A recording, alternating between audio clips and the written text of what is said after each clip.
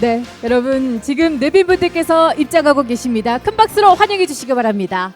Now our distinguished guests are entering to the hall, so please welcome them with a big round of applause. 네, 이장우 대전시장님, 김진호 대전시의회 부의장님, 에반글레스 몽고메리 카운티의회 의장님, 그리고 알리시아 이스키에르도 가르시아 말라가 부시장님을 비롯한 주요 내빈분들께서 입장하고 계신데요. 네, 여러분 계속해서 따뜻한 박수로 환영해 주시기 바랍니다. So please welcome our distinguished guests, including the Mayor of Daejeon Metropolitan City, with a big and warm round of applause.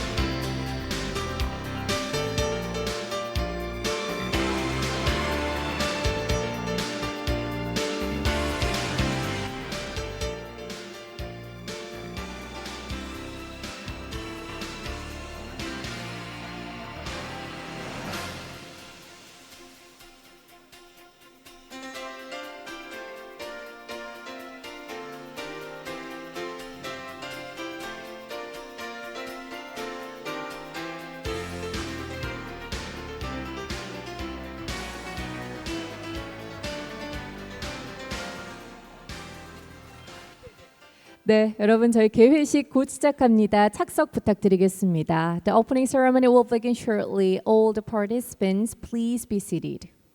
네, 여러분 착석하시면 바로 시작하도록 하겠습니다. So please everyone be seated.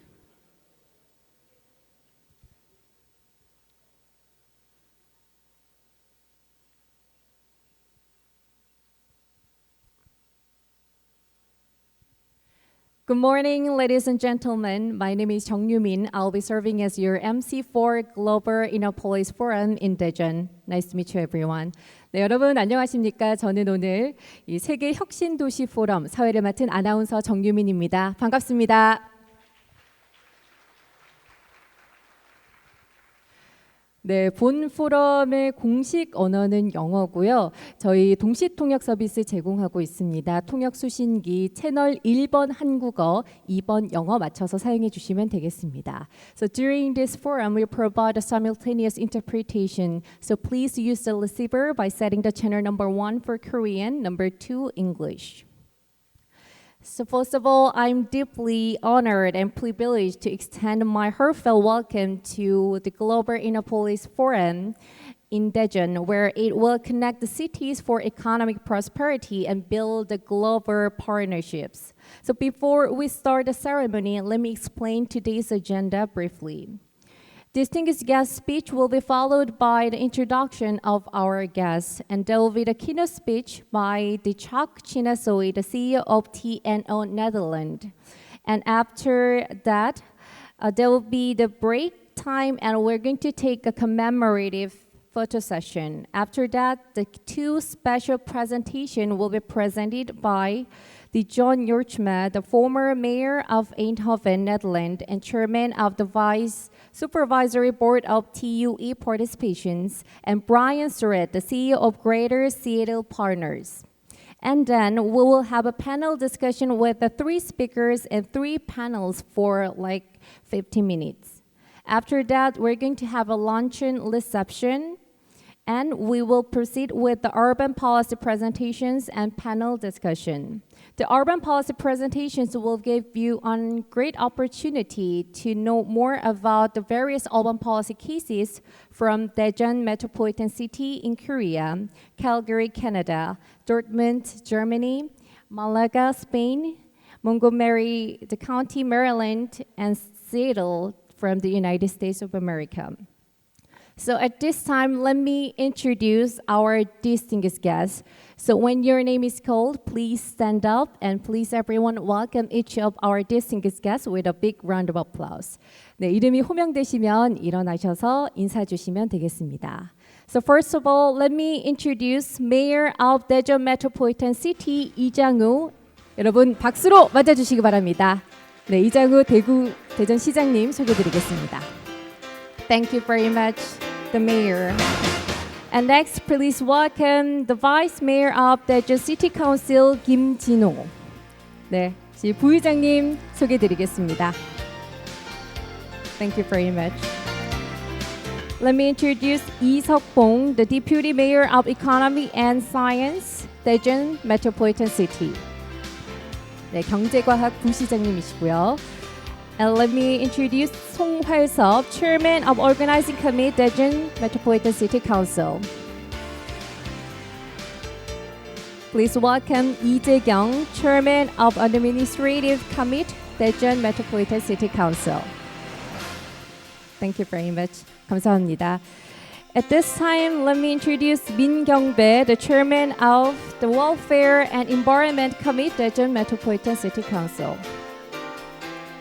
네, 잠시 후 소개해드리도록. 네, 민경배 위원장님 계신가요? 네, 제가 잠시 후 오시는 대로 소개해드리도록 하고요. At this time, please welcome 이중호, Chairman of Ethics Special Committee. 네, 제가 오시는 대로 또 소개를 쭉 드리도록 하겠습니다. So at this time, let me introduce the overseas guests joining this forum. So when your name or your country, your city is called, please stand up. First of all, I'd like to welcome the Chark Chinasoy, CEO of TNO Netherlands, and officials from TNO. Please stand up. Thank you very much.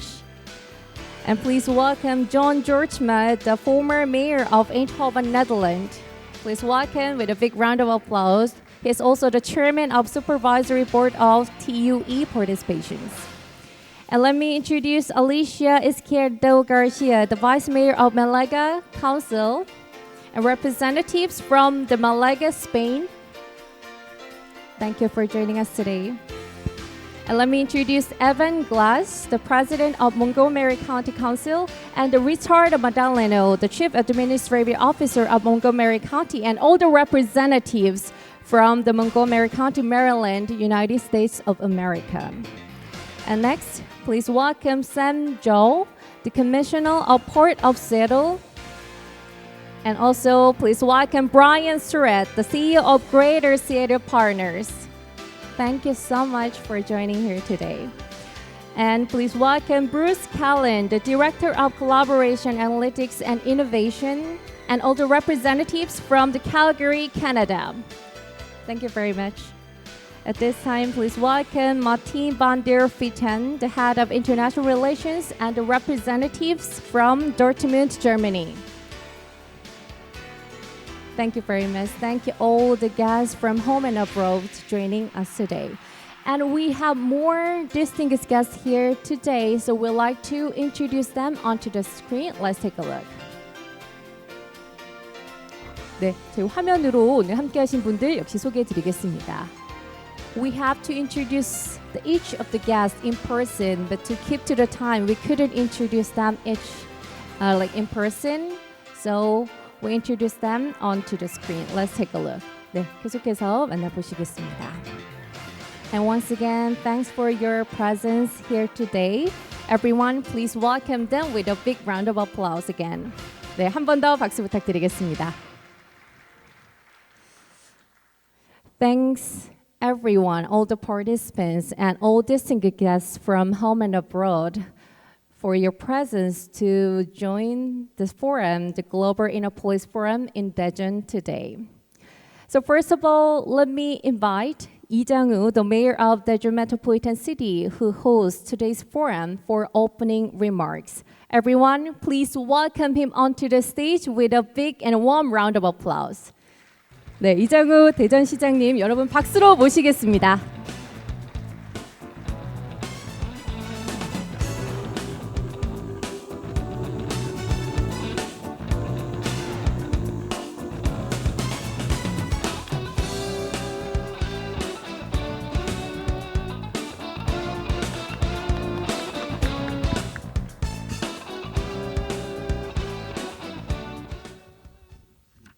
존경하는 해외도시 대표단 및 내외 기빈 여러분, 안녕하십니까? 대전광역시장 이장우입니다. 2023년 세계혁신도시포럼에 참석하기 위해 대한민국 과학수도 대전을 방문해 주신 여러분을 진심으로 환영합니다. 올해는 그동안 대전에서 개최되던 세계혁신포럼의 도시의 의미를 더해서 세계혁신도시포럼이 열리는 첫 해입니다. 도시의 추가는 많은 의미를 내포하고 있습니다.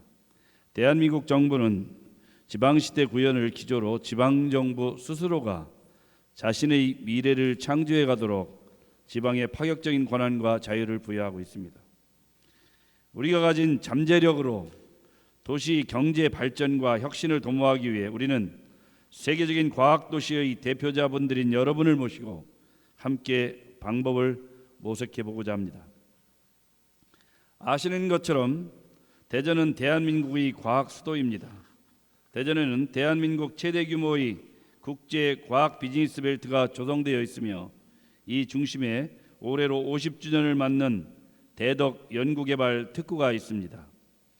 우리나라 최초의 인공위성인 우리별 1호, 인공태양이라 불리는 K스타, 지난해 단숨에 대한민국 세계 7대 우주강국 반열에 올려놓은 누리호 등 대한민국 혁신 성장을 이끈 눈부신 연구 성과들이 과학도시 대전에서 잉태되었습니다.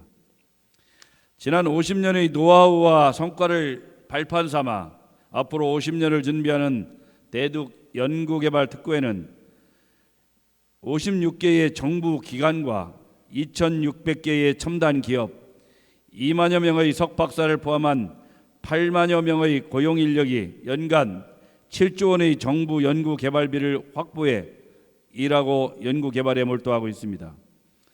이러한 기반을 토대로 대전은 지난해 글로벌 혁신지수 과학기술 분야에서 세계 3위의 도시에 올랐습니다. 아시아 도시 중에는 1위를 차지하기도 했습니다.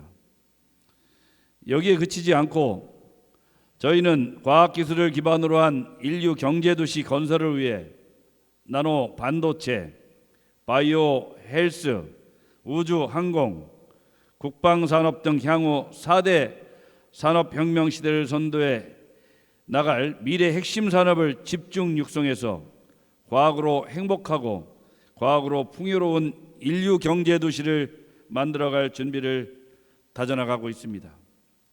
존경하는 내외 기빈 여러분, 과학은 우리가 일찍이 상상으로만 그렸던 미래를 현실로 보여주고 있습니다.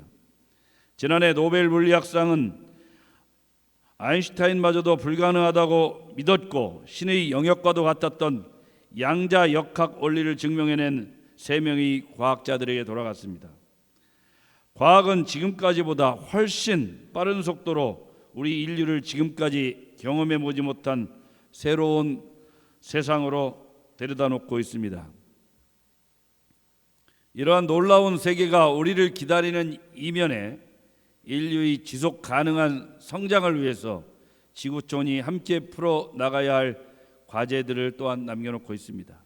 전쟁, 기후변화, 팬데믹, 세계 경기 침체, 환경, 에너지, 인구 문제 등 인류가 당면한 공동 문제들은 어느 한 도시의 힘만으로는 해결하기가 어렵습니다.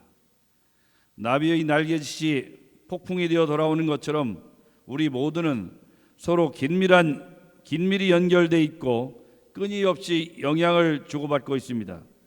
그리고 그것은 세계 각 도시가 연대해야 할 매우 중요한 이유이기도 합니다. 지방정부 도시 간 연대를 통해 과학기술 기반의 혁신 정책을 구상하고 도시 문제에 공동 대응해 나갈 때는 우리는 지구라는 축복 속에서 누린 평화와 번영을 다음 세대에도 물려줄 수 있을 것입니다. 존경하는 내외 기빈 여러분, 지난 10월 대전은 세계 145개국 576개 도시가 참여한 세계 지방정부 연합 총회를 함께 성공적으로 치러냈습니다.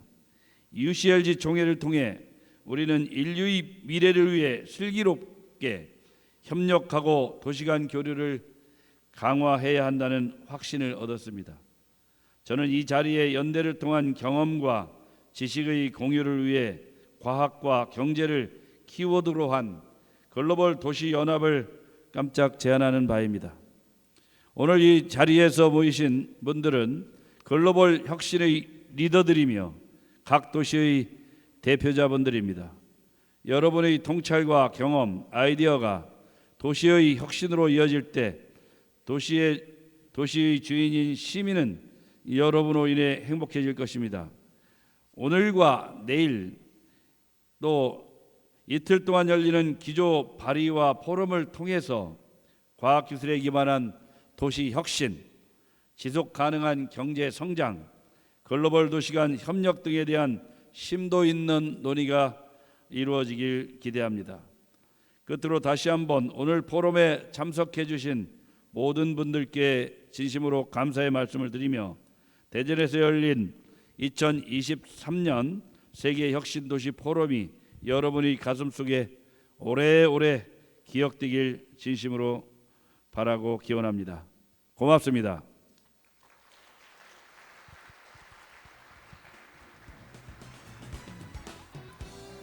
Thank you, Mayor, for your great work. Thank you very much. As the mayor said, he showed his interest and passion for this forum held in Daejeon Metropolitan City, which is a science city in Korea. And next, let me invite Kim Jin-ho, the Vice Chairman of Daejeon Metropolitan City Council, for the welcoming remarks. Everyone, please welcome him onto the stage with a big round of applause. 네, 대전시 의회 김진호 부의장님 무대로 모시겠습니다. 역시 박수로 맞아주십시오.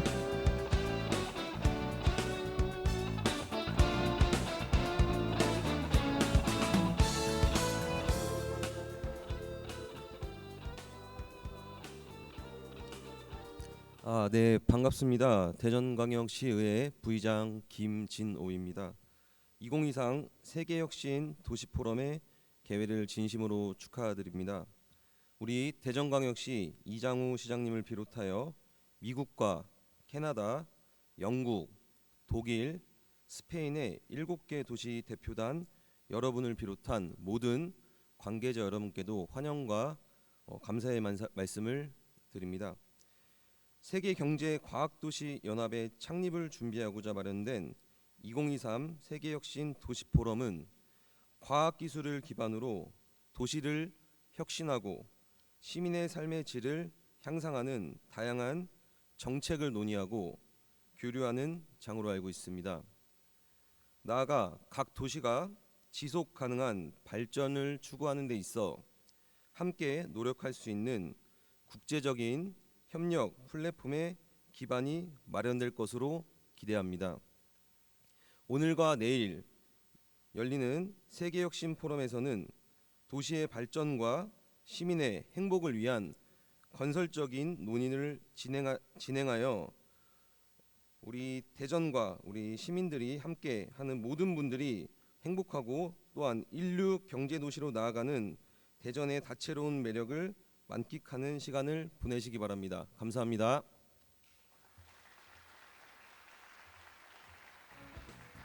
Thank you so much, Vice Chairman, for your great welcoming remarks. As I said, it will be a place for you to share the ideas and the insight for the international cooperation for the sustainable development in the future for the global cities. And next, let me invite Evan Glass, the President of Montgomery County Council, Maryland, United States of America, for the congratulatory remarks. Please welcome him with a big and warm round of applause.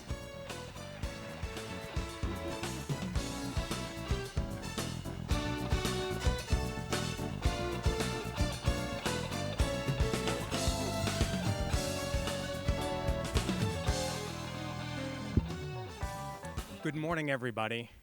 It is a pleasure to be here representing Montgomery County and parts of the United States. Congratulations on organizing this incredible event.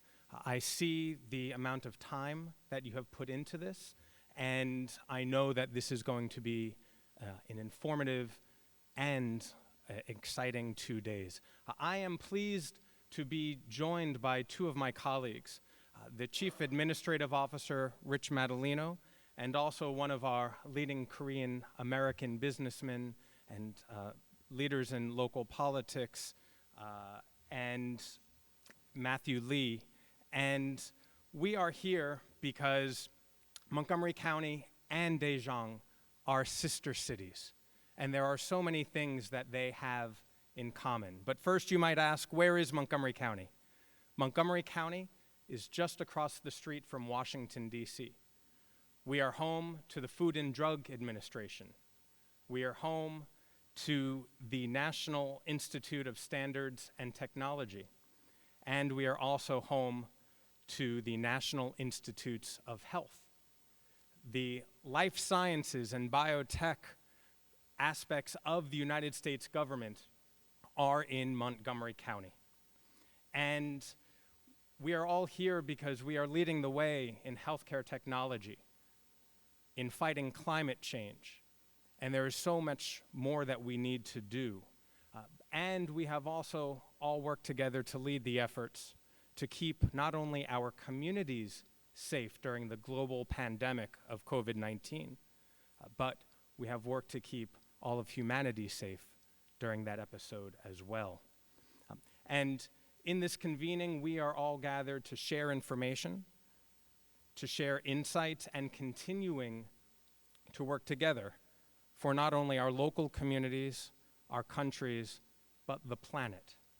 And yesterday, my colleagues and I visited Dongchudang, and we experienced the past that is here in this community. And over the next 2 days, we are going to be talking about the future and how we can continue working together. And I look forward to these conversations with each and every one of you. Thank you very much. Thank you so much for your valuable word. So we look for strong international cooperation through this forum. Thank you very much.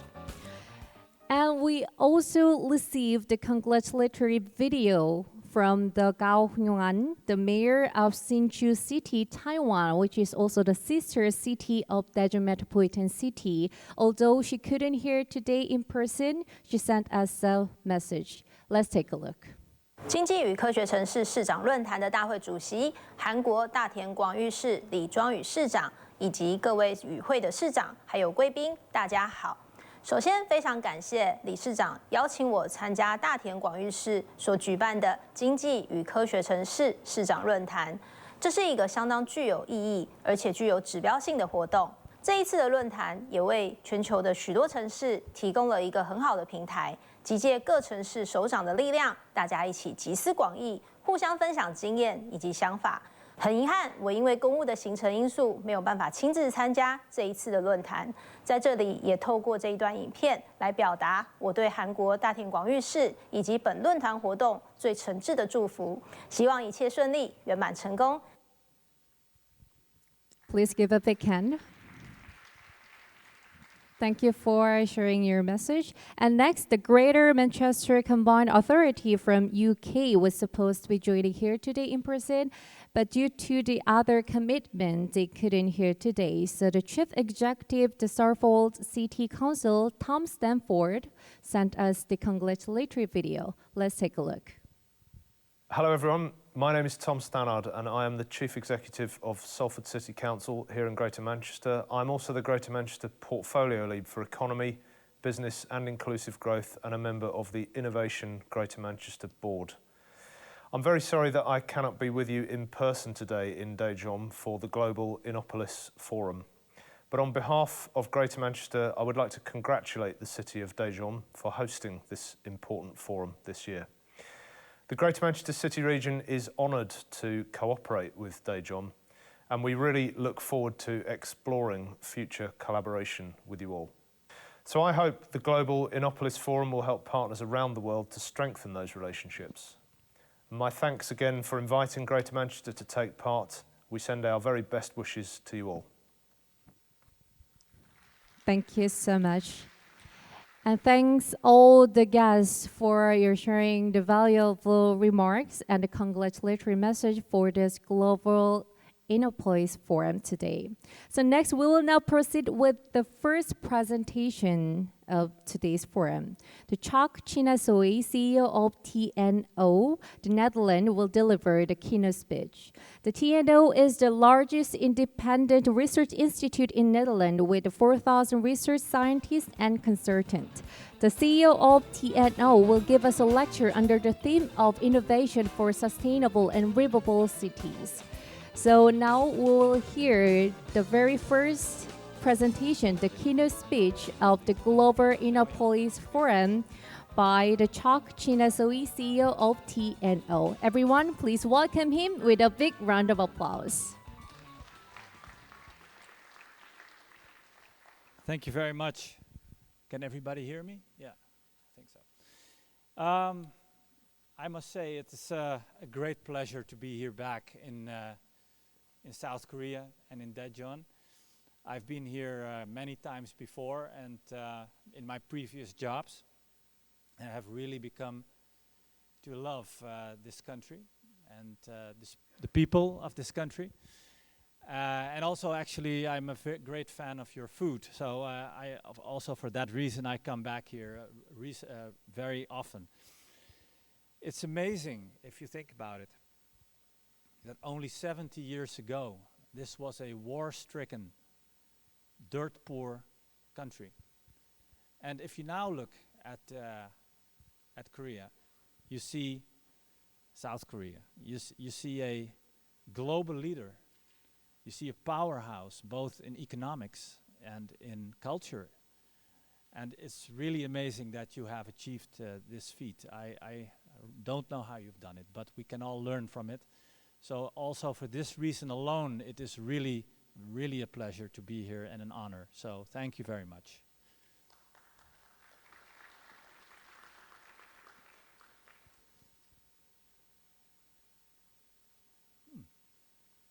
Yeah, that's my first bit. I will give a talk about using digital twins in urban areas. And that seems like a rather technical discussion maybe, but really it is fundamental to the challenges we are talking about nowadays. And I will try to explain that in this talk and how we try to deal with this in TNO.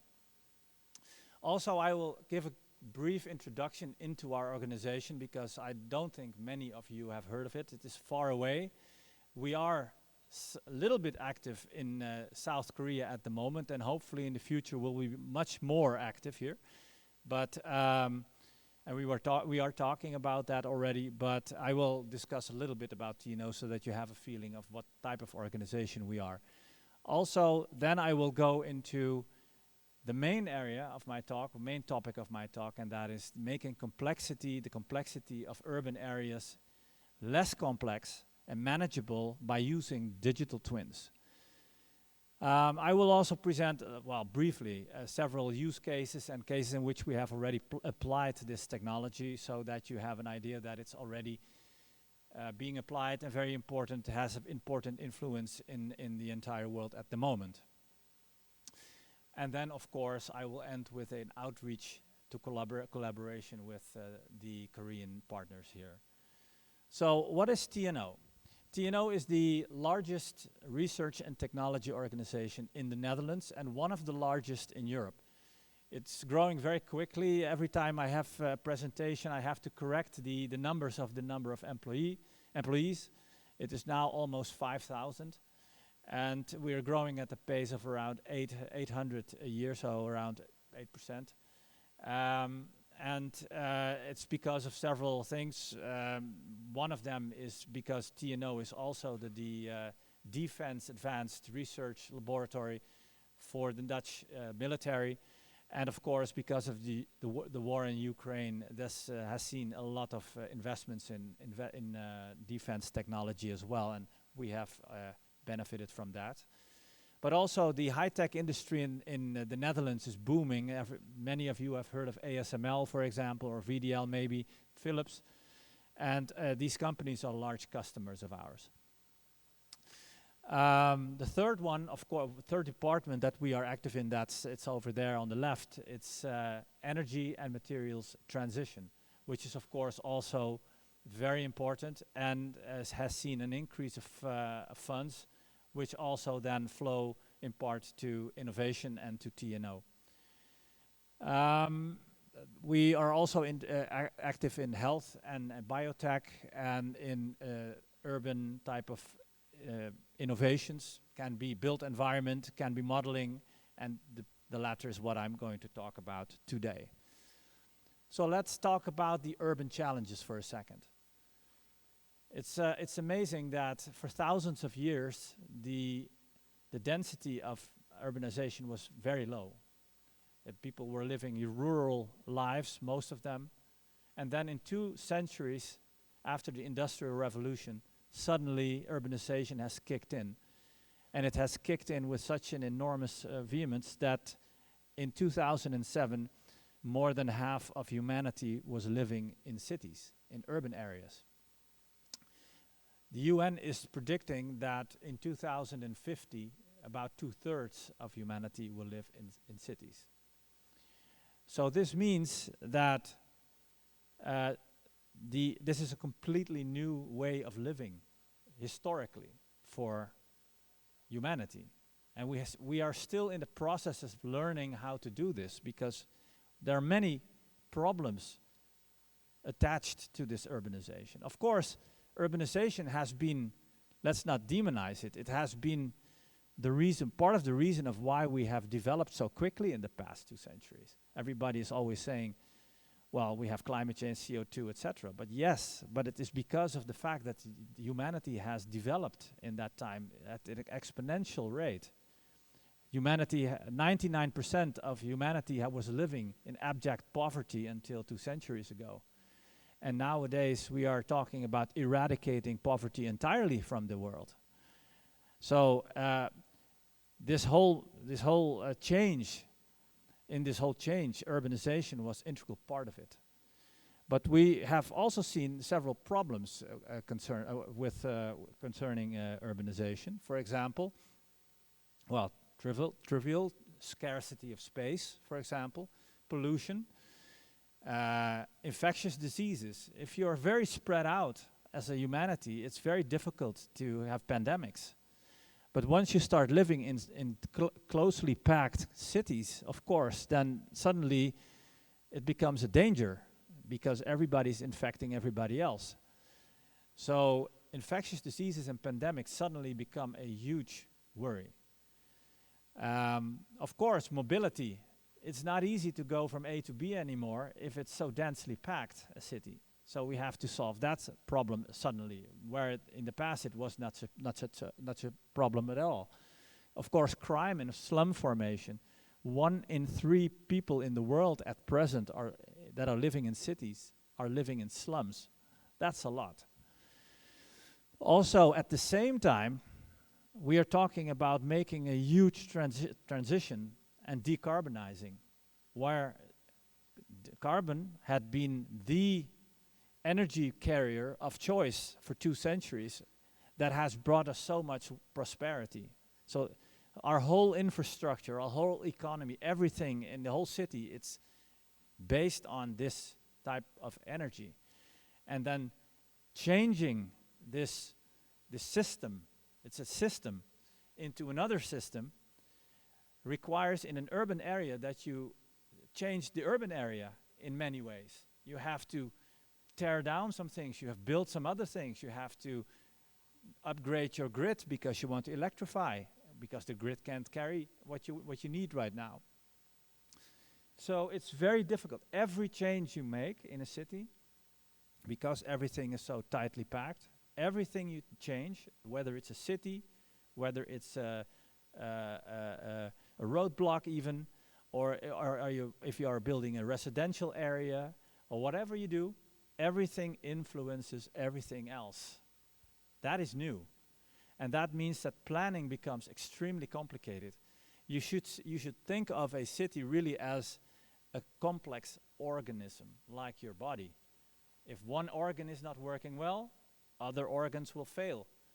So it's very important that we get to grips with all these interrelationships, and when we take measures that we can, as it were, calculate or predict what will happen with all these other dimensions. So this is the thing I want to really stress today. From our point of view, urban planning is very, very complicated. You're changing complex systems, which means that you're doing things that are not predictable. Well, not easily predictable. All right. Next. So also you have the introduction of new technologies on top of that. New technologies come in all the time and then change everything suddenly. And most of the time, well, many of the things that they bring are positive, but also there are many negatives. Or, for example, like I already discussed in the energy system, if you want to decarbonize and electrify, then you suddenly find yourself having to change the whole urban area, because you have to have chargers, you have to have a different grid, and everything else has to change. So the cars have to change. So everything will change with this new technology. But there are also emergent effects, as they call it. So that is effects that happen after you've done the change that you did not predict. And there are many of those. Actually, the whole CO2 discussion that we are talking about now is one of those. We were trying as a humanity to develop. We were trying to make things better and to produce more with less. And in the process, we needed more energy, because energy drives everything. Energy drives society. And for this, we used this carbon source. But the unintended consequence of it all was that CO2 became a problem. We didn't expect this right from the beginning. And this is the problem of scale. It is easy to do something at a small scale, relatively easy, but once you scale it to an entire city, then it's a problem, possibly. So one of these interesting unintended consequences of a development that is in principle very attractive is this one. This is the normal traffic jams in Amsterdam during morning congestion. So the red lines are where the congestion is, Amsterdam, where I live, and so I know them well. And we have done calculations. If you, for example, exchange, if you make robo-taxis, if you introduce robo-taxis fully autonomous, and you exchange the transport means by robo-taxis and you make them cheap, what will happen then? Yeah, well, everybody would say, wow, that's good, right? Then we have automated traffic, and things can be very much better coordinated, etc. Well, the truth is completely different. This is what would happen. And there are all kinds of reasons for this. If you make it cheap, people will start to not walking to work, but going through a robo-taxi, even if it's a couple of hundreds of meters, especially in the Netherlands where it's raining all the time. Also, in Amsterdam, it's very, very expensive to park your car. So these taxis, whether they're Ubers or robo-taxis, they will have to circle around the city all the time. And there are many effects like that. So what will happen if you do it on a small scale, that probably is very nice. Then you have a few robo-taxis and everything's fine. But once you start doing it at scale, you're starting to do it for the entire city and completely changing the whole modality, then of course you get into disturbance. This is an emergent property, something that you may not expect right from the beginning, but that will happen at scale when it's like a phase transition, so water turning to ice, something like that.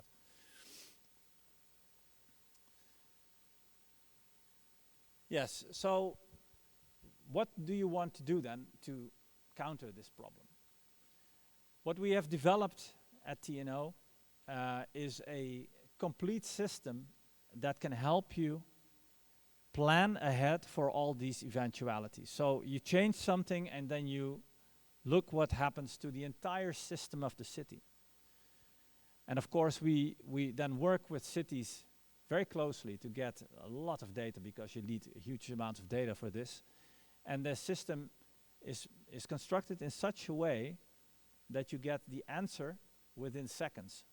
So you plug in a residential area, you make a new road, or you do something with the robo-taxis or whatever it is.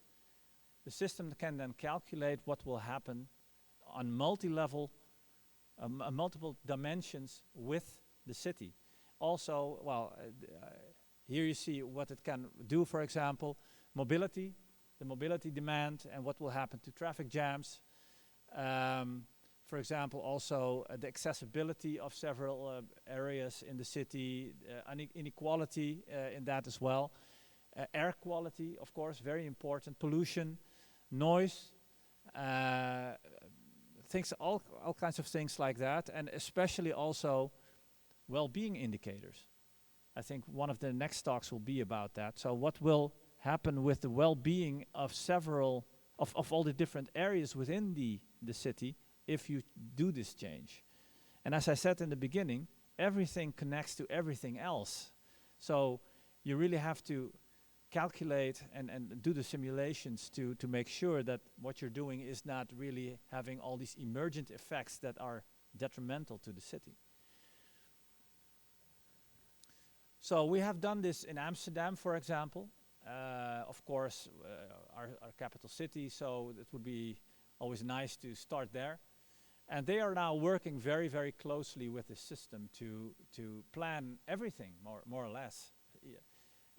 Every time there's a large new development coming up, they use models like this, and this one is particularly, to calculate what will happen and what could be the side effects. Also, Singapore has done a smaller case. It was about electrification of their fleet of 6,000 buses. And I think it's ongoing, but it's a very interesting case as well. It's a smaller case, but still. And actually, we have been working with many cities around the world, and the list is increasing. Not everybody has been, every city has been doing it for the entire city system. It can be subsystems, but not all cities also have the data required to do this, so the data structure would have to be developed. But still, I think it is growing quickly, and we are intending to make this into a tool that can be used by all cities. Also, recently we got awarded a grant to do this integral simulation tool, to create it for the 4 largest cities in the Netherlands. So that's Amsterdam, well, 4 largest, that's the correct, but 4 big cities in the Netherlands. Amsterdam, Eindhoven, Almere and Groningen. As you may know, Eindhoven is, well, that's where ASML is. ASML is booming, is growing so quickly that it puts a lot of, another illustration of what I'm saying, puts a lot of stress on the entire system around it, around Eindhoven. So they are very interested also in looking how can we deal with this, and systems like this can help with that. So hopefully the TNO city urban strategy tool will be the blueprint in the Netherlands for all cities, and once these big cities have gone that way, I'm very sure that the others will follow. All right, so of course, as I said, we are not working at the moment with South Korean cities, and I would like to here do an outreach, because of the way you know, the advanced way in which you look to these type of solutions, these technologies, it would be very interesting to collaborate and to partner into furthering this fundamental issue of urbanization combined to the complexity that it creates, and how to deal with that.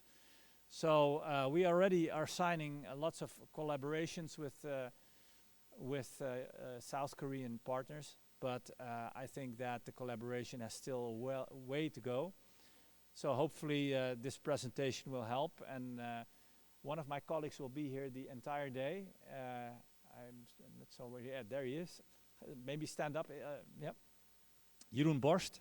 So if somebody's interested, you can contact him. I will have to leave after the presentations, unfortunately, but he will be there. So thank you very much.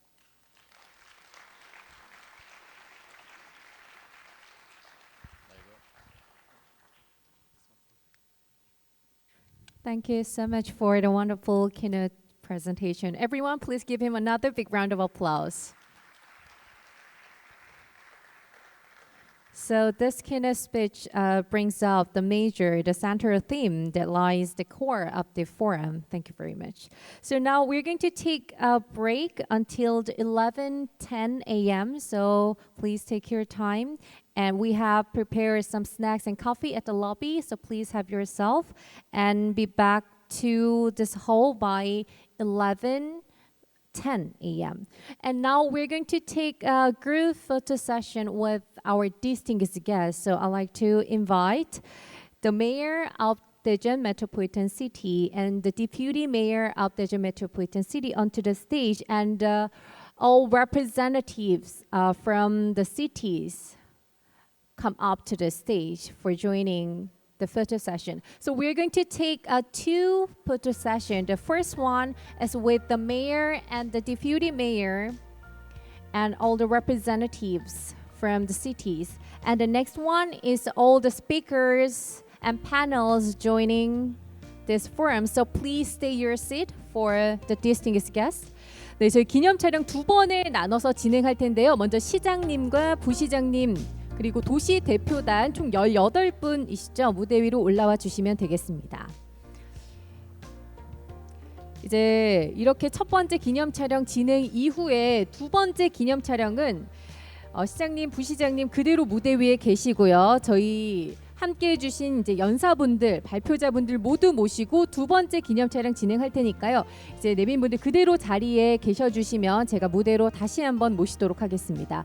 그리고 다른 참석자분들은 로비에 저희 커피 다과 마련되어 있으니까요. 충분히 즐기시고 휴식 시간 보내시고요. 11시 10분에 이제 두 번째 세션 진행이 되니까요. 11시 10분까지 착석 부탁드리겠습니다.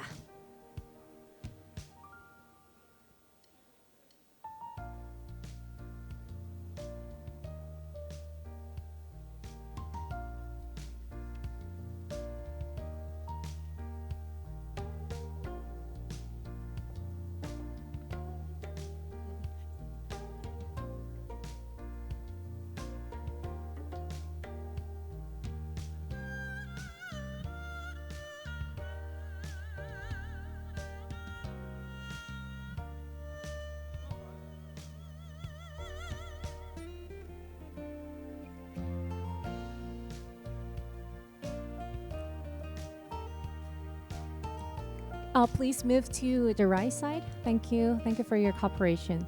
So we'd like to ask a few pose for the commemorative photo time. So please stay close to the center. 네. So please stay closer. Thank you. 네, 제가 몇 가지 포즈를 요청드릴 텐데요. 한 3가지 정도 요청드리겠습니다. 먼저 환한 미소로 카메라 봐주십시오. So please look at the camera and please show your big smile toward the camera. All right. 1, 2, 3. Great. All right. Fighting at this time. Fighting with your right hands. Gloibal Innopolis Forum. Fighting. And thumbs up with this. Yeah, thumbs up. All right, great. Please look at the camera. It's the center. And please stay there. We're going to take the second photo time. So please stay there. 네, 저희 이제 연사분들 무대 위로 올라가 주시면 되겠습니다. I'd like to invite all the speakers and panels and distinguished guests onto the stage to take a group photo together. So we're going to setting the chair at the front. 네, 저희가 앞쪽에 의자를 마련해 드릴 거고요. 지금 무대에 계신 분들은 의자에 착석을 해주시면 되겠습니다. 저희가 준비가 되면 네, 착석 멘트를 드리겠습니다. So after setting up the stage, I'd like to ask the distinguished guests, please have your seat, because we have more and many guests. So.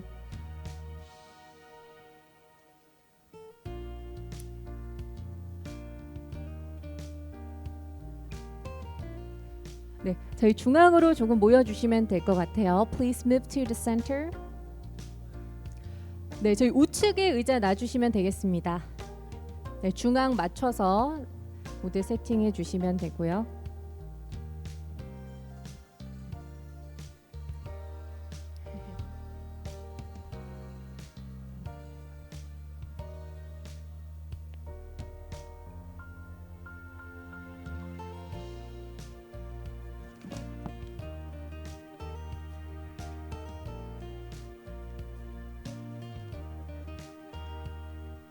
네, 저희 의자를 네, 좌측에 두 개를 딱 놔주시면 밸런스가 맞을 것 같습니다.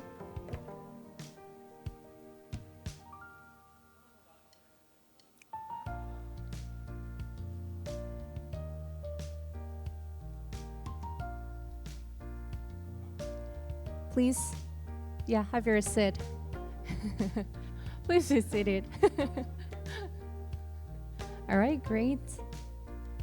Okay, so first pose, show your big smile toward the camera. 네, 먼저 환한 미소 한번 보여주십시오. 촬영하겠습니다. 1, 2, 3. One more, fighting. All right. 1, 2, 3, fighting. At this time, make a small heart, the Korean heart, with your fingers. Yeah, thumbs and this index fingers. All right, take a pose toward the camera. Okay, thank you very much. Thank you. And we'd like to wrap up the photo session. So please return to your seat. Now we're going to take a 10 minutes break. So please take your time and be back to the hall by 11:10 a.m. We'll resume the next session at 11:10 a.m. Thank you very much.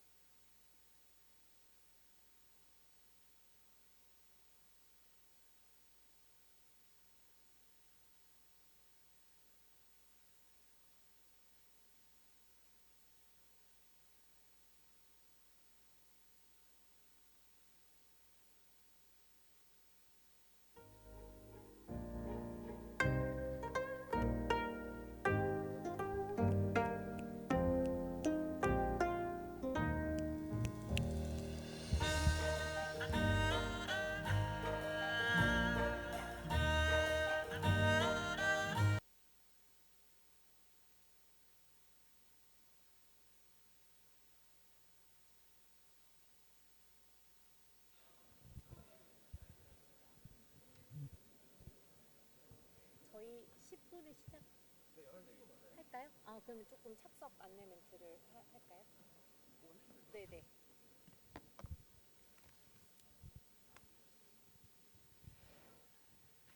네, 저희 다음 오전 세션 11시 10분 말씀드린 시간 정각에 시작하도록 하겠습니다.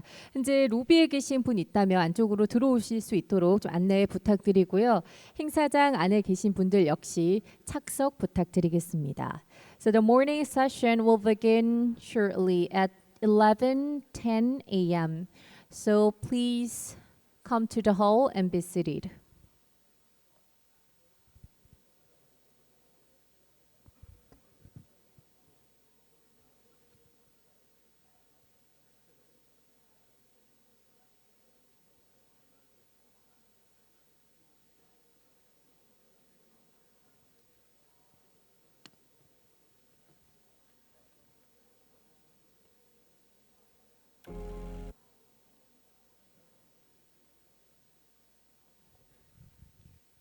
The morning session will begin shortly, so please everyone be seated and wait for a minute. We'll begin the next session at 11:10 a.m.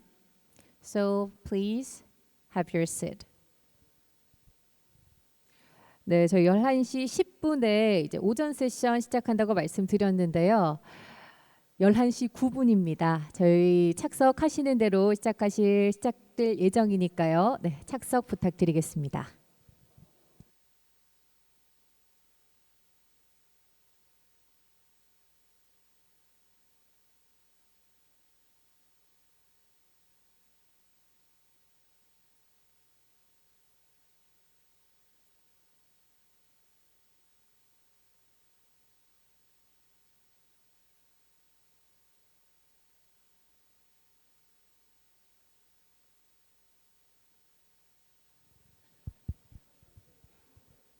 So all participants, the morning session will begin now, so please have your seat.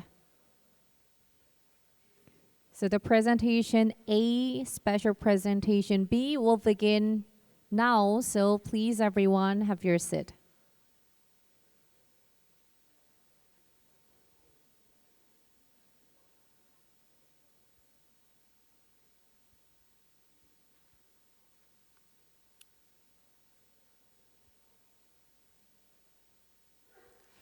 네, 스페셜 프레젠테이션 A, B, 또 패널 디스커션 저희 오전 세션으로 준비가 되어 있는데요.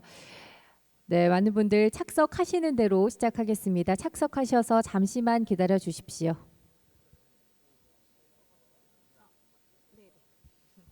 Alright, let's move on to the next session, the morning session of the forum. The special presentation A will be presented by John Jortsma, the former mayor of Eindhoven, Netherlands, the chairman of the supervisory board of TUE Participations, under the theme of Urban Innovation Strategies of Eindhoven, the most innovative city in Europe. All right, John Jortsma, are you here? Okay, he's going to give us a lecture.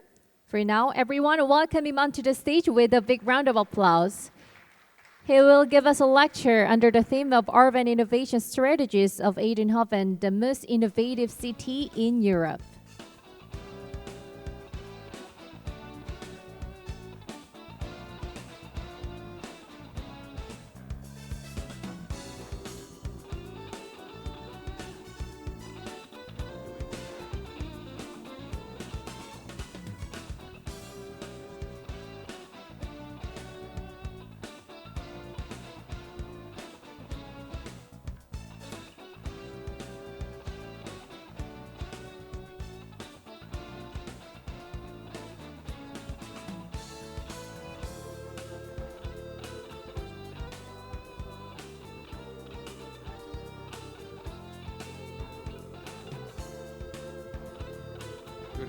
Good morning, all of you.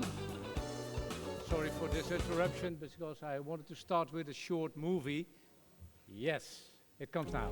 Thank you. The Eindhoven area, where people with a passion for technology and research found each other.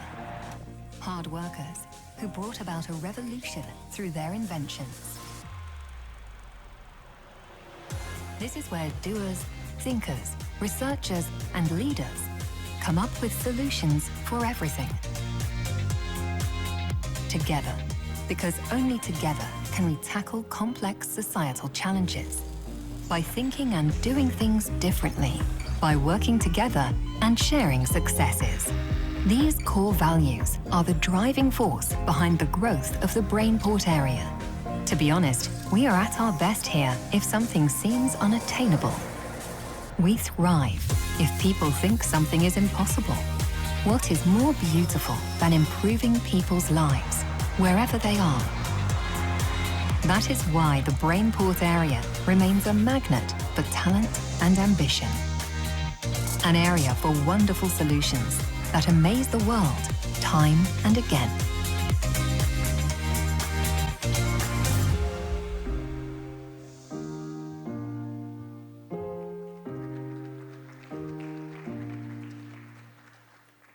Thank you so much. Zogen at sin imnita.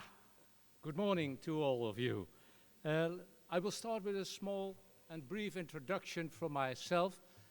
As you see, my name is John Jortsma. I was a former mayor of the Brainport city of Eindhoven, and in that respect also the chair of the metropolitan region Eindhoven, and most of all, the chair of Brainport Eindhoven. Okay. Before I became the mayor of the city, I was a governor and King's Commissioner in the Netherlands. And you can see it on my CV, what I achieved in my career. Now, I'm retired. From September 2022, I'm retired, and my successor is Jeroen Dijsselbloem. He sent you your warm greetings. Jeroen was the former Minister of Finance and the leader of the Europe Group. To say something about Brainport, and the organization asked me to say something, a story about how the miracle, the wonder of Eindhoven grew up, and you see some similarities, but in a small perspective, with South Korea. South Korea, Chark said it before, in the 60, 70 years ago, they had a major achievement because they grew up from nothing to now a big economical and social and cultural country. And my city, the city of Eindhoven, in the late 90s, nearly was broke down. And you saw it on the video that the city of Eindhoven is the city from Philips. Philips, we all know Philips had, in good old days, Philips had more than 400,000 employees in the world, and in my city it had nearly 50,000 employees. And in the late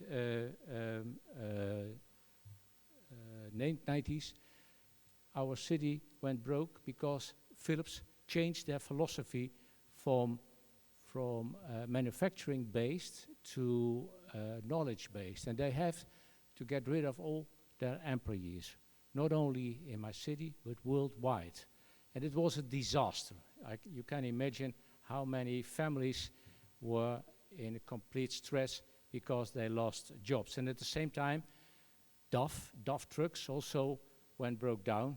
Nowadays, it is DAF Packard combination with the American, and they produce every day 250 trucks, every day 250 trucks.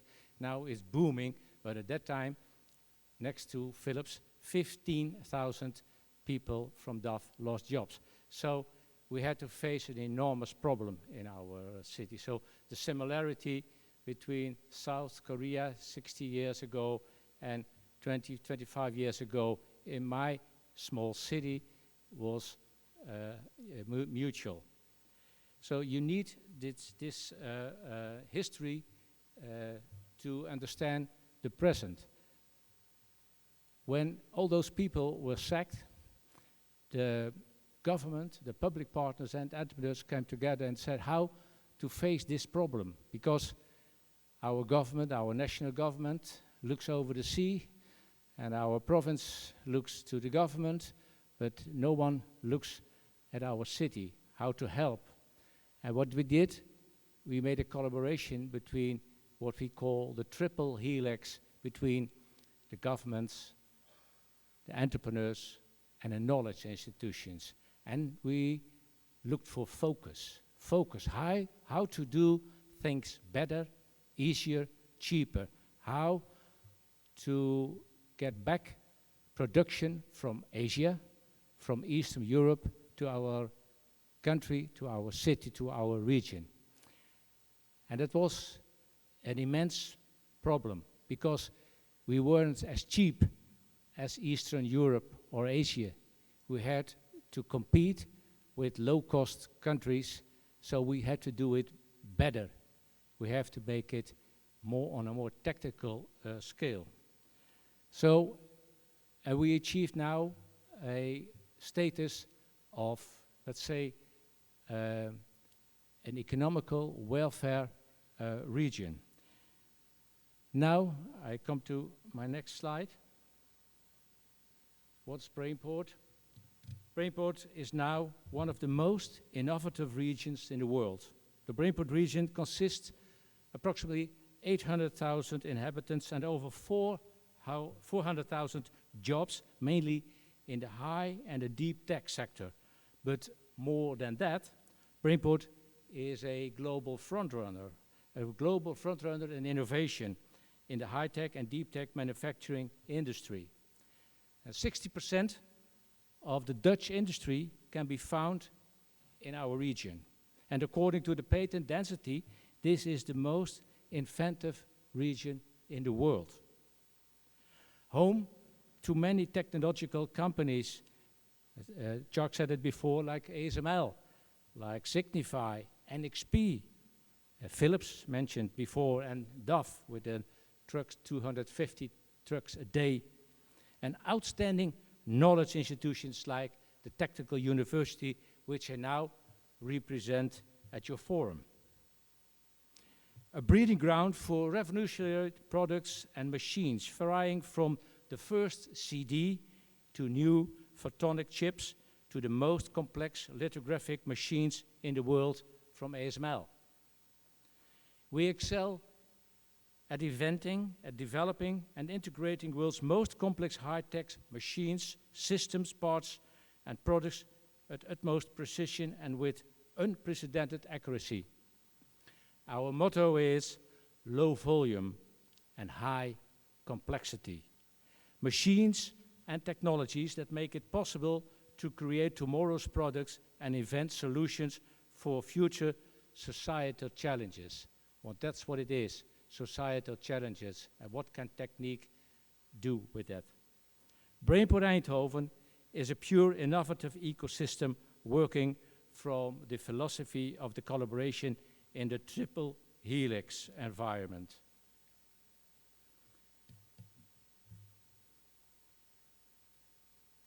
It is an ecosystem. It is an ecosystem of high-tech knowledge and manufacturing competence coming together in the industry. Here we lay the basis for our many social solutions to social challenges facing the Netherlands and the European Union, such as energy transition, mobility, and climate change. We are now the second economical region in the Netherlands, and we are called a main port next to Schiphol, Amsterdam, and the harbor of Rotterdam, with enormous growth figures. Some years ago, I said always, it sounds like the figures from China we reach. Even in COVID period, we achieved economical growth figures of 5 to 6%. And I'm proud to mention our technical university as a worldwide renewed university of technology. I take a note of this next video to see it in short.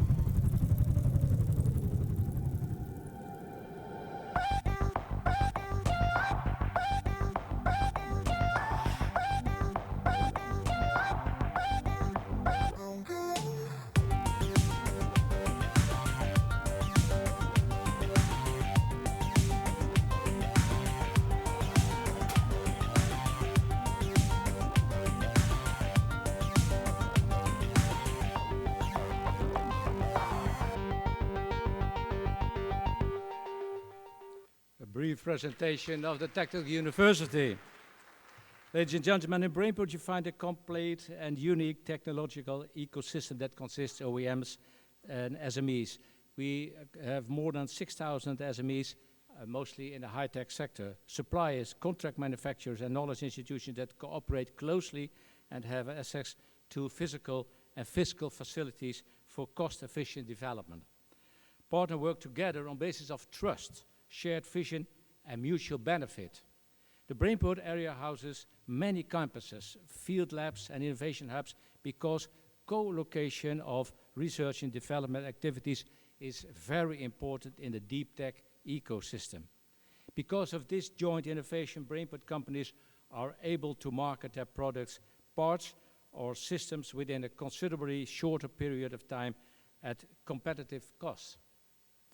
The ability to do this and to create an open innovation in Brainport is secured in a number of complementary campuses, with the high-tech campus Eindhoven as the most prominent location. And that is the former top secret location from Philips, and now it's an open innovation campus. But also we have the automotive campus, the Brainport industry campus, the TUE campus and field labs and living labs. They are all crucial for our innovation hubs. The Brainport Magic is a unique form of triple helix collaboration, as I said before, that lays the foundation for open innovation, sharing knowledge to multiple knowledge. You can't multiply if you can't divide. Brainport has a unique public-private collaboration model. Every day, companies, educational and knowledge institutions and governments work strongly together within this ecosystem, resulting a successful, strong and interconnected supply chains, as mentioned before, open innovation and alliances at PPP clusters, public-private partnerships. Examples of our additive manufacturing hubs, the artificial intelligence hub, the Brainport hub, the battery competence center, but also the integrated photonics center. And last but not least, very important, the cybersecurity center. This cohesion can be seen in the shared agendas and the technology roadmaps. There's one agenda setting the frame for boosting the economy and creating employment, and that's the Brainport agenda. Now I miss a slide. The agenda has a strong focus on increase the innovative power of the region. One, invest in key enabling technologies. Second, support startups, scale-ups and SMEs to grow. And third, educating and attracting well-qualified talents, both national and international. Talent is the oxygen of our success. The Brainport Foundation and the economic development company Brainport Development, from which I was the president, are strengthening this collaboration. This has created a unique business climate in our area that everyone, from small startups to large multinationals, can benefit from. Innovation and economic growth in Brainport are strongly internationally determined. International connection in knowledge, technology, innovation, trade and talent are crucial for Brainport and go further than just trade. In this respect, I emphasize the importance of startups. They are growth accelerators and therefore very important in the development of the technologies, the products and the applications. This is one of the reasons we started the initiative, The Gate. The Gate is a non-stop shop for startups in Brainport, and The Gate is knowledge valorization 2.0 embedded within and capitalizing on the richness of our high and deep tech ecosystem.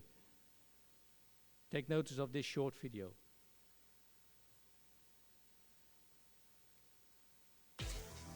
You've got a brilliant idea, a technological breakthrough or invention that you think has real potential and which is scalable.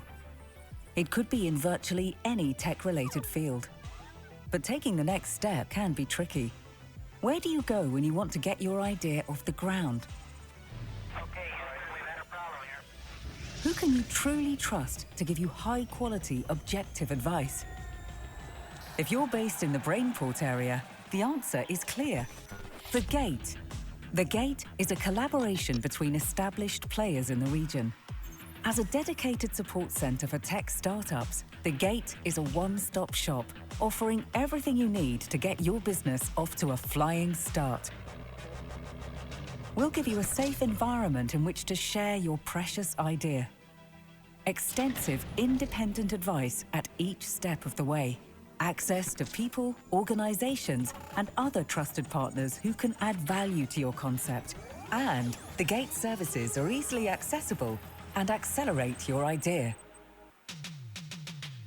The 3 core pillars are business development, IP protection and funding.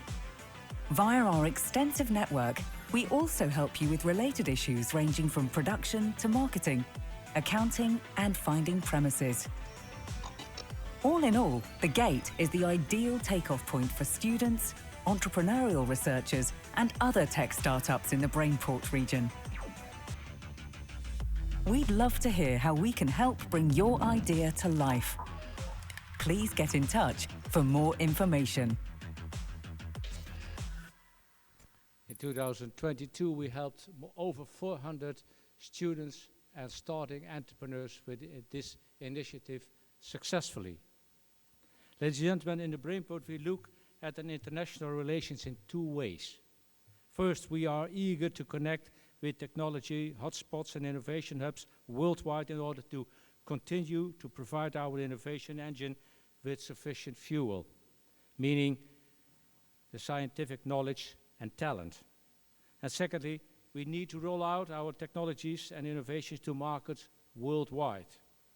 The development of applications in the agri-food, the biotech, the high-tech, the medtech, the quantum technology, artificial intelligence and photonics form the basis of our future earning capacity in international markets. And therefore, we are always looking for connection with international markets in order to be able to develop and to market smart solutions such as hydrogen cars, high-quality batteries, or innovative light technologies for food production.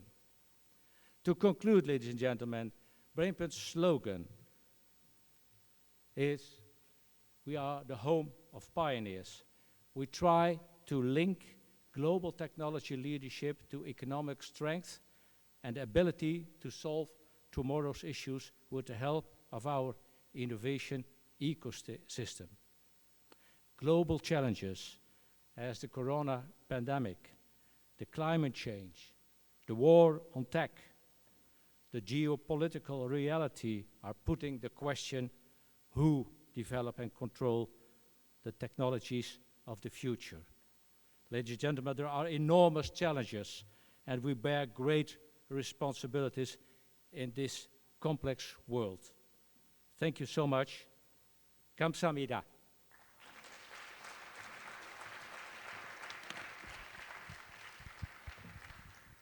Thank you so much for the informative, the special presentation A. So please everyone give him another big round of applause.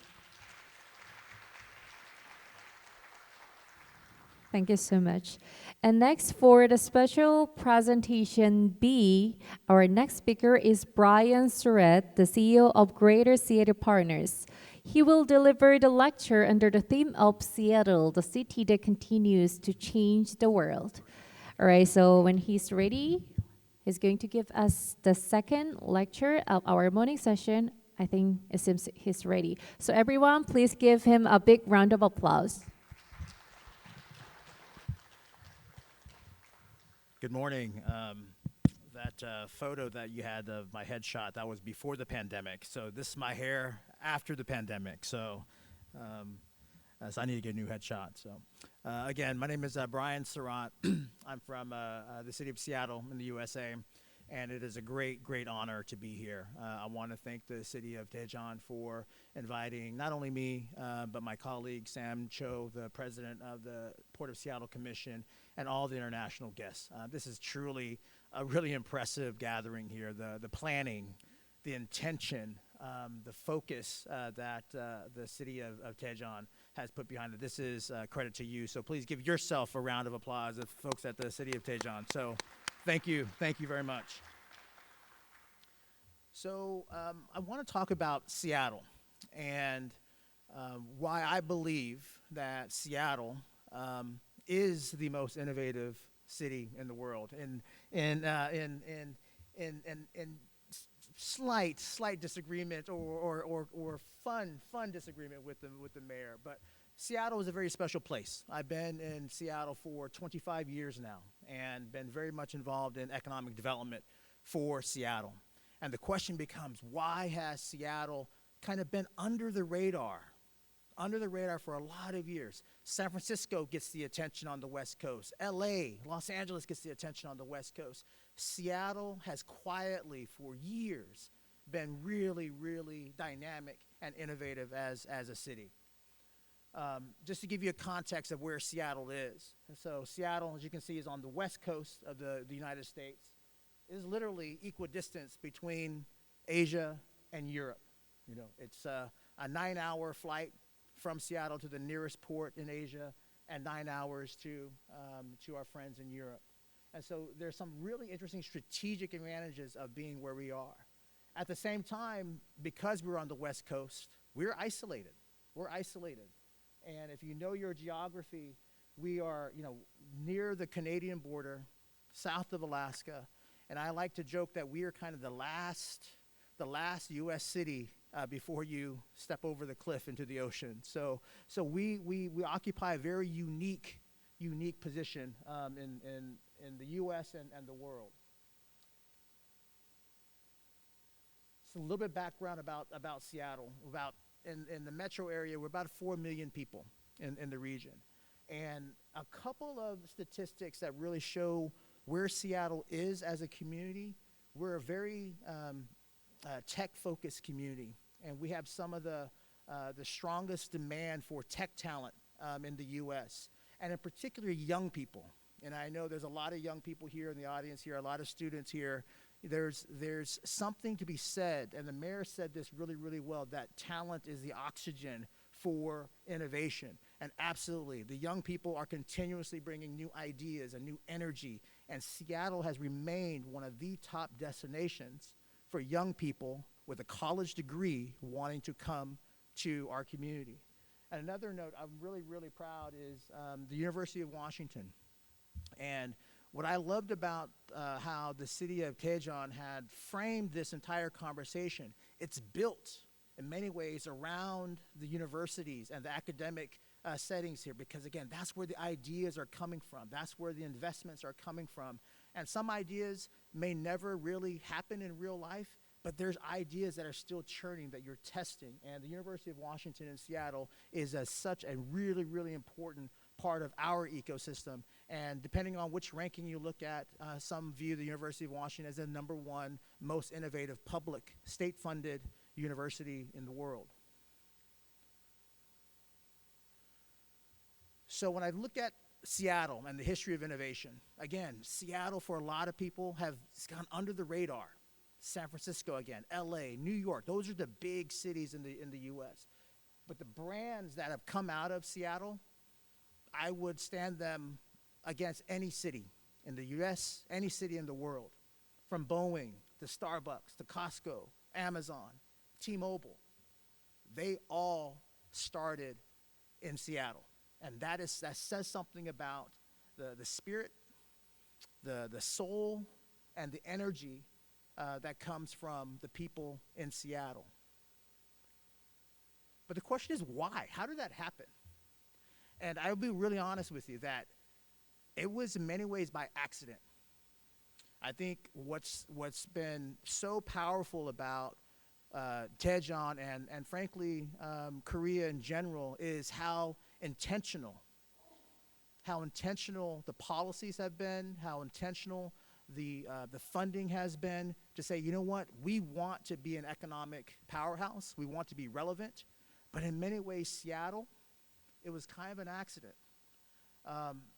In my opinion, there are several factors that made Seattle, if I look back, even though we didn't have a master plan, there are things that made Seattle happen. We're a big company town, so there was this deep relationship between Boeing and Microsoft. That's one.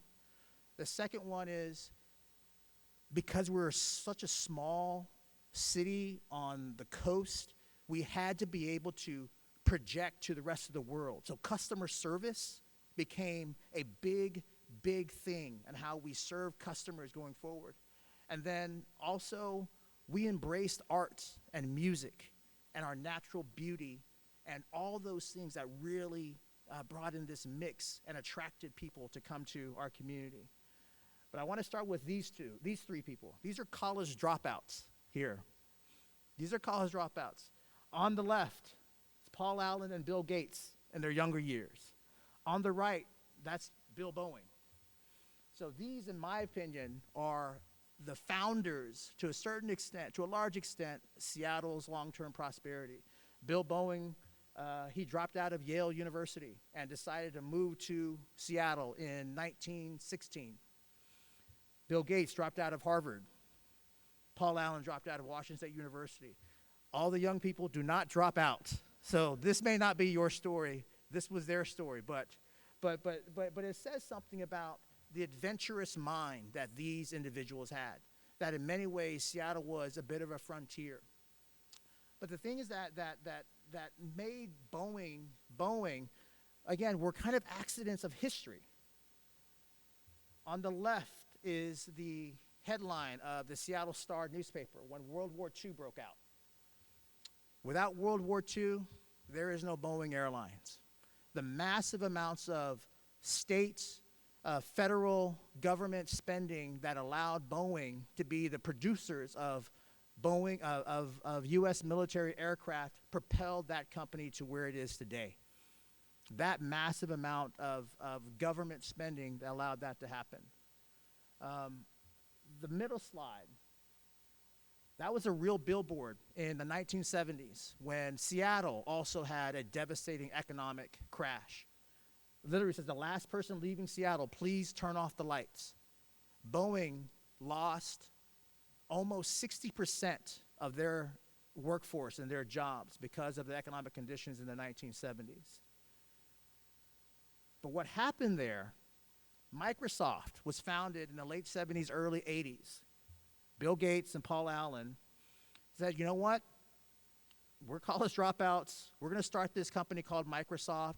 We're going to take advantage of all the engineers that Boeing lost, that could not have a job. And so Microsoft said, you know what? We're going to grab those engineers and build a company. And to this day, Boeing and Microsoft are leading the way in a lot of new industries and really, for example, digital aviation and AI, incorporating AI into aerospace. And that partnership is still strong, and again, serves as kind of the cornerstone for Seattle's economy.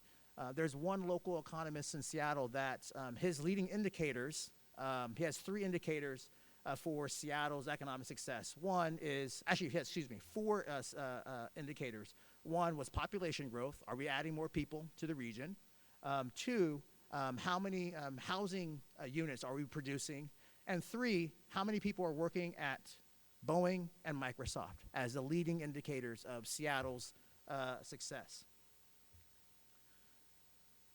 The other reason why I believe that Seattle has emerged as a global innovation hub is customer service. So you're familiar with some of these brands: Costco, Starbucks, Nordstrom, the shoes and clothier. And that's a picture of Jeff Bezos early on when he was just starting Amazon.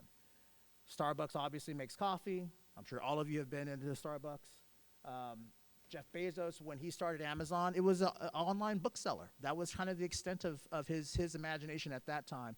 And Costco revolutionized getting consumers quality products at very inexpensive prices. These industries, there's nothing special about these industries. Book selling, coffee, bulk food products. But what they did, they revolutionized customer service and customer experience and put the customer first. There's a quote that I actually love from Jeff Bezos talking about early on when he started Amazon. He was not necessarily obsessed with his competitors. He was obsessed with the customer. Like, what did the customer need? And in many ways, all four of those companies, those brands said they shifted their entire mindset to the customer. And that led them from being small, relatively small companies in Seattle to global iconic brands. And another thing with Jeff Bezos and Amazon, and some of my friends at Amazon, you know, they may disagree with me a little bit, but I fundamentally believe this. There is no Amazon if there's no Microsoft. There is no Amazon without Microsoft, because Jeff Bezos came to Seattle in 1996 or 1994 from New York City. He was a Wall Street broker and said, you know what, I'm going to take this idea, move to Seattle, because there is a large concentration of computer science engineers that he can take advantage of and get to work for him. So you see that throughput, that line, Boeing.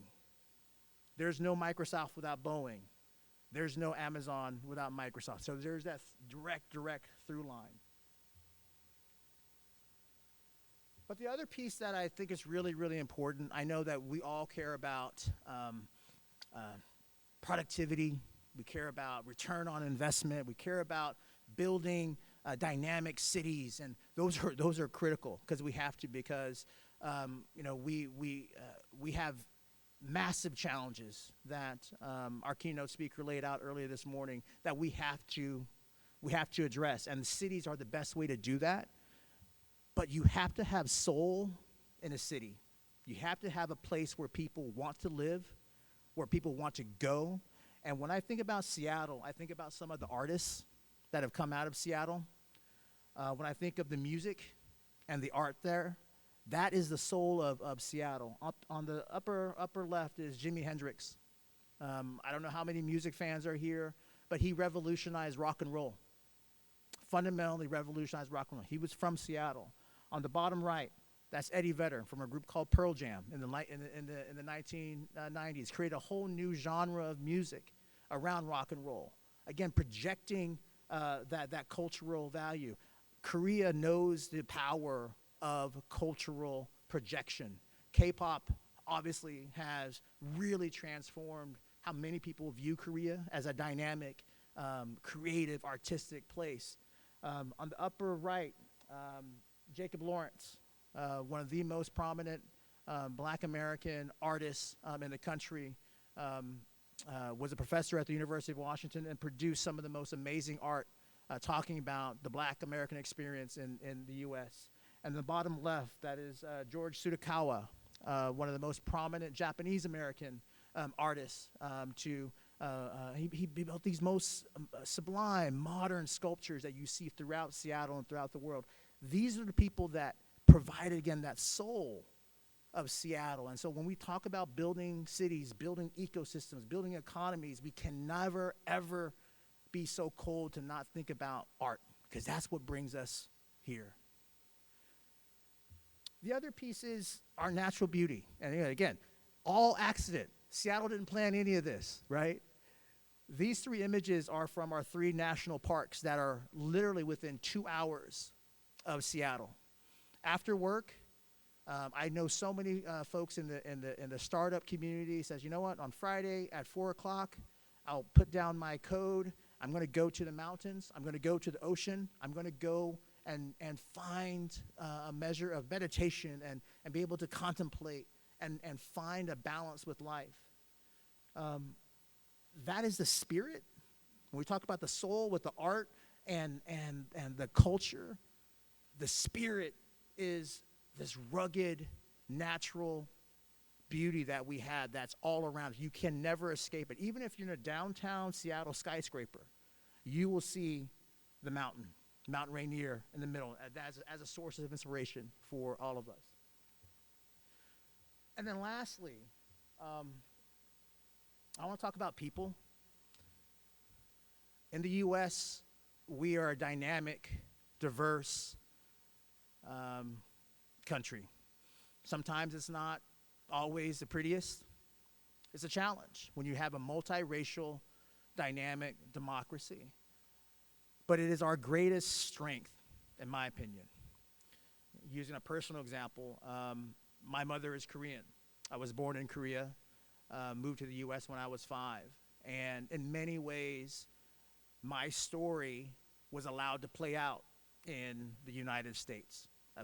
A community, a country that understood how to embrace diversity and leverage the best of us. Again, we're not perfect by any stretch of the imagination, but we wrestle with it. The people here, reflected here, these are companies that I work with in Seattle. On the upper left is it's a Black American-owned coffee roasting company. It's an award-winning coffee roaster. On the bottom right, it's a Native American retail operator. They decided that they wanted to make sure that Native American artists were getting properly compensated for their art, that it wasn't being stolen or used by others. And so they created a company that said, we are going to own our legacy. On the bottom left, it's a woman-owned biotech company, Just Biologics, and they were at the front of the COVID response. And they are so proud and want more women, more young women in particular, to go into science and technology and engineering and math. And upper right, these two folks work for Pokemon. Pokemon USA, their headquarters are in Seattle. And they, they invited us to spend an afternoon with them. And this is what they do. This is how they have their creative juices coming in. They play games, and they really, really want to, just tap into that spirit of fun and creativity. Again, that is, so in many ways, talent is the oxygen of innovation, but you need that life force of creativity, and that comes from a spirit of play, a spirit of embracing diversity and all types of people. And I leave you, this is my last slide.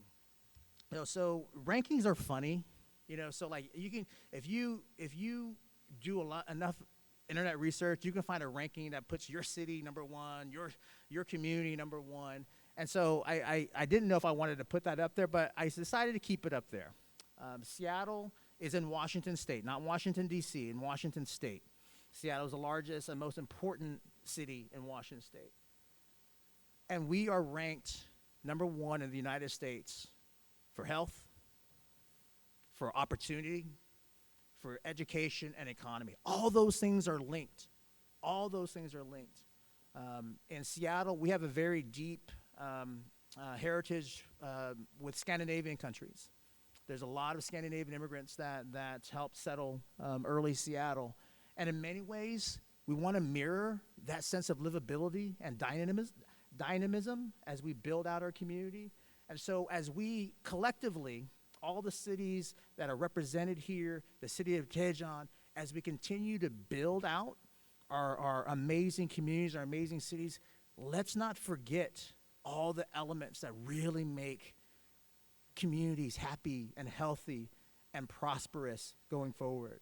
So again, Seattle, it was kind of an accident, but if you really think back, there are some common threads that the city of Daejeon, all you other cities are doing that mirror the script. There's almost a playbook that can be followed when you think about communities going forward. So with that, I want to say thank you again to the city of Daejeon, and thank you for allowing me to share my thoughts. Thank you.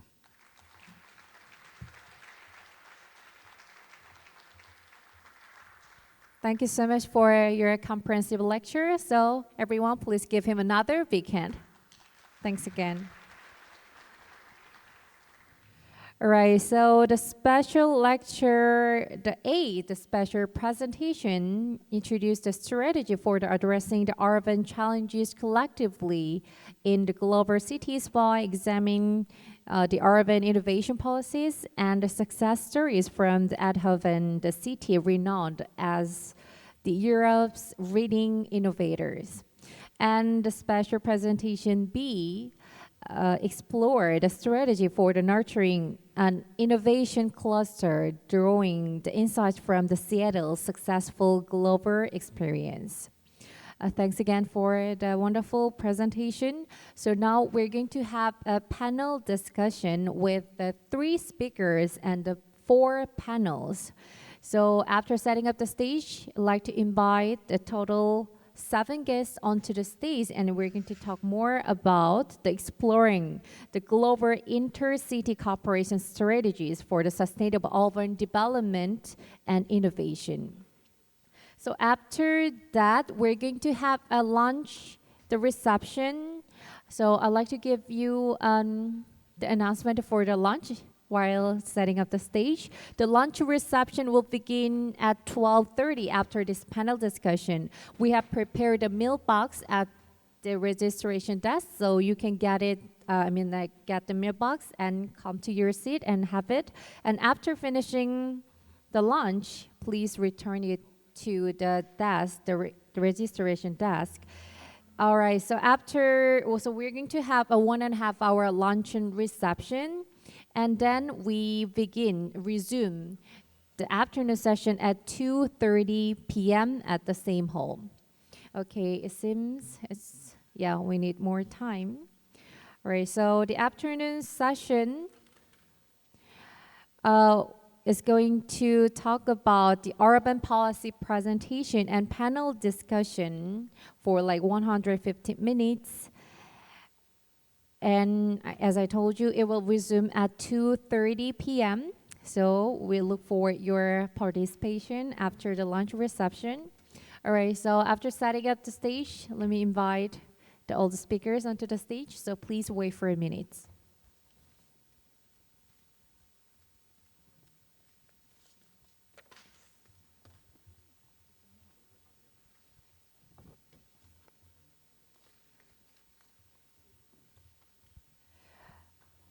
So for our panels, the Janaka Luanpra, Vice Provost and Associate Vice President, Research University of Calgary, and Arturo Villa, the Coordinator of Global Startup Cities Initiatives, and Victor Lee, Arvada, the Government Representative in Korea and Counselor, and Gareth Davies, Head of Science, Innovation and Health at British Embassy Seoul, and the previous 3 speakers also joined for this panel discussion.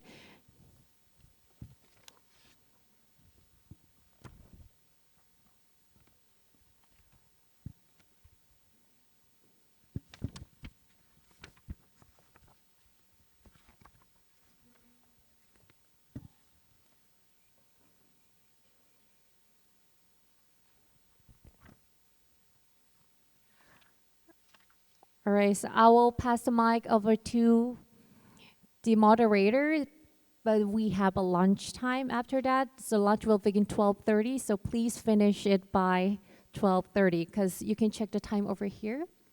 Okay, so we have 30 minutes. All right, I will pass the mic over to you.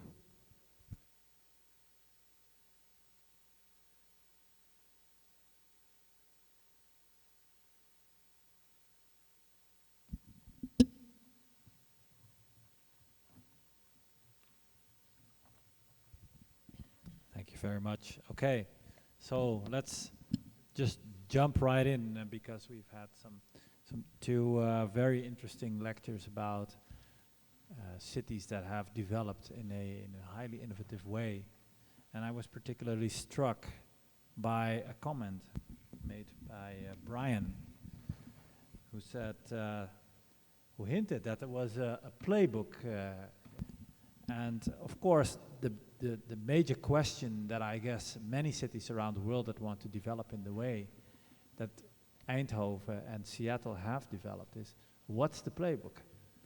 So I would like all panelists to talk about that and give their view on what are the key issues, key points you have to address in order to put your city or your urban area on this path towards prosperity through innovation. Cumulative innovation that we have seen in these two wonderful cities. So you have already spoken, so I will start over there, then you, and then you have the last word, okay? Okay, so first, 감사합니다 for all. I'm representing a global initiative, really trying to connect what the forum is trying to do, that is to connect cities for the economy and with global partnership. So I'm really proud to represent all the continents. About the first question, for me the first to address is, like today, I'm very nice to see young people, okay? So young people is the secret of the cities. Is what you want that your city can be is based in what we are trying now to explain, you know? So cities first to address is to listen more to the people that is living there. In our case, how we are doing that is to put in the center young people like all of you, that they want to create a startup. They want to have a better world, okay? And this is what we need to think. Because at the end, what is a city? A city is your second house. When you go outside your house, you feel to be comfortable. I like a lot how Seattle, of course, I need to be neutral here. There is no better Seattle than Eindhoven or Dijon. No, for me, the mentality is different. Mentality is, what is unique in Seattle? What is unique in Dijon? This is what we need to answer, to address the urban policy. And if we understand the spirit of Seattle, we understand the spirit of Dijon, we understand the spirit of any place based on people, like all of us, where we are here now, we will understand these really urban challenges, because it's not the same Asian culture, European culture, American, because it's based, again, on, you know, historical, we cannot explain just in few words, but this is what create this fantastic world. So my final, and to continue for sure, is let's cooperate more, let's focus in one thing, and this is now what we need to address. What we can agree together to be unique in each places, okay? To have common challenges, and to be very pragmatic, because I think one of the problems of this type of cooperation is that the people living in the cities, they don't see real things for the daily lives, you know? So imagine, I can say there are fantastic digital tools, smart cities, planning for traffic jam, okay? But if I go to Seoul, doesn't matter how they are going to be implemented, I will take 3 hours by car. So the people that is suffering this from Daejeon to Seoul every day, they would like to tell to all of us, okay, please give me a solution, okay? So this is what now we need to focus, okay, all together to be more pragmatic.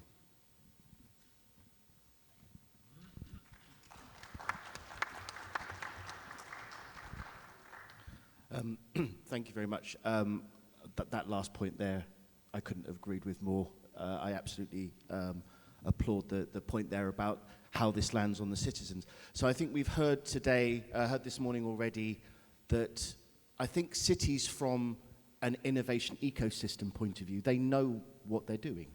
They know, I think it's a very normal thing now to see cities and regions understand what their innovation assets are, understand their academic and industry environments, understand how the city can be working within these triple helix models. That's very well proven from this morning's presentations. I think, speaking personally, the two challenges that I've seen through the work we've been doing at the British Embassy around the Innovation Twins initiative, where we are building new partnerships between UK and Korean cities, is that at the local government level, it's an incredibly difficult thing to sell, spending your city's money on going overseas to build these relationships. For the taxpayer, it takes a long time for that return on that investment to see. We all see that city governments are a microcosm of the national level. I always gently complain to the UK teams that I'm working with, you don't invest enough in your foreign ministries, so to speak, at the city level. How can we be putting a little bit more investment at the government level to be able to move our cities overseas, to build these relationships, to take the time it needs to make these relationships? And so I think that's a really important thing, working together, identifying those one or two common problems. How can we take the time to build those conversations and then importantly, lead those conversations into probable outcomes? Thank you.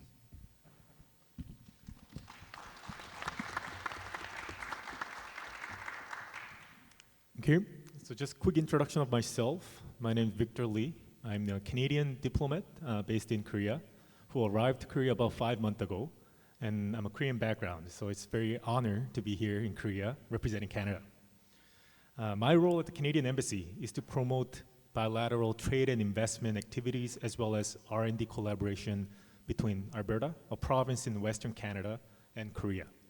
And Calgary, our major city, is the biggest global center for food security as well as energy security and R&D collaboration with Korea.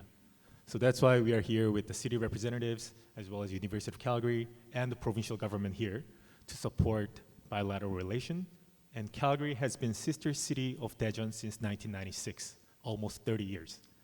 So with that, the question was key issues to address towards cumulative innovation. In my perspective, in my humble opinion, would be building global perspective. Nowadays, city's challenge is not just the city's local problem. It's provinces or states' problem. Also, it's a global issue. For example, climate change, sustainability, water problem, waste management. It's not just for a local issue. It's for a global, huge impact issues that we need to tackle together. And the best way to solve it is to share our best practices, knowledges, through a forum like this where we share our best practice, build a network. And you mentioned a great point of teamwork and also youth, the younger generation. We see a lot of young students here. It's great that you're here to understand and building networks with different perspectives, understand the global challenges that all the cities are trying to solve together. So I think that's the challenge that we need to tackle together and develop and foster. Thank you.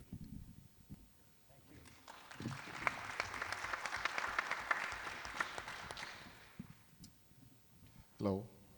I want to thank Victor for giving that introduction. I'm Janaka Ruwanpura from the University of Calgary. I'm a professor in engineering as well as in charge of the internationalization at the University of Calgary. But I think the key that I want to address is I think if you look at every one of our 7 cities today, we have our strengths, but I think in terms of, I want to actually highlight and talk about how we can proceed and build our existing strengths to build it into a more collaboration. Now, being in the subject of global engagement, I think today the world has changed in terms of interconnected world. The globalization is not only limited to international trade and diplomacy. I think it extends to the regional level. So for example, I think this is an example of a platform where we have representatives from the 7 cities that where we can actually work together between the cities so that we identify if we can't do it alone. The biggest challenge is that we learn and we build things for our own cities, but the key thing is that if we work together, if we put our resources together, if we understand the challenges that we are all facing, if we put that, I think it helps us to be in a better position to address the global concerns and to drive economic growth. So actually I want to put it as a globalization as a catalyst for regional innovation as one aspect of it. The second one that I want to highlight is that how do we leverage our existing strengths and specializations and develop and aligning strengths with our common cities. So as Victor mentioned, Calgary is the strongest food security and energy security, of course the energy capital of Canada. when you look at from that, how do we take the advantage of that aspect and work with partners around the 7 cities, right? And finding a common thread and alignment, and whether it is like Dejan's, strengths on the research aspect of it, Malaga's tourism, right? Or if you look at from Dortmund's industrial legacy, or Montgomery County's diversified economy, and Seattle's tech sector, and how do we sort of look at that and work together so that we work together to build a network of innovation and excellence? I mean, don't give a microphone to a professor because it will take a long time, so I will keep that one for just for 2, because I have so many other ideas that I want to share with you, but I'll limit to do 2 for the time being, and then see whether we can expand it further.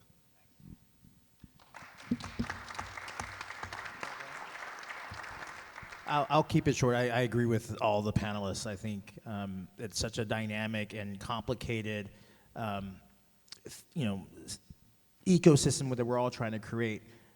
I just hope whatever we do when we go back to our communities,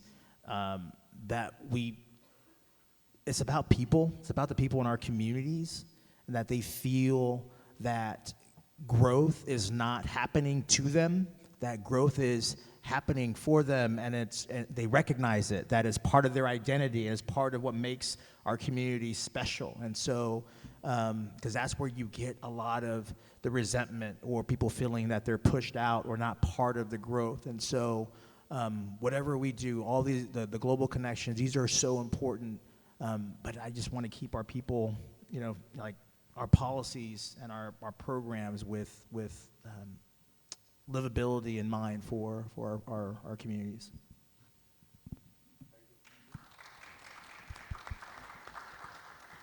What to say more? All cities here gathered are more or less the center of the world, and we always speak about competition, but it's not competition, it's collaboration. What can we contribute to the world? What can technique contribute to societal challenges?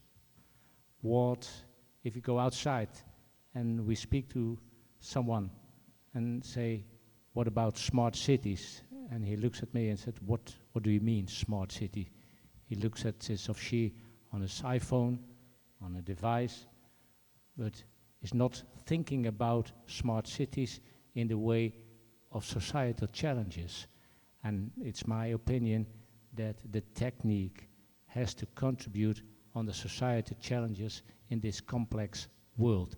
And we all here gathered in Daejeon, but in the world, everyone who is the center of the world, Dortmund, Calgary, Seattle, we can make this world a little more social, more different, in a way that we all benefit from the technique. Thank you.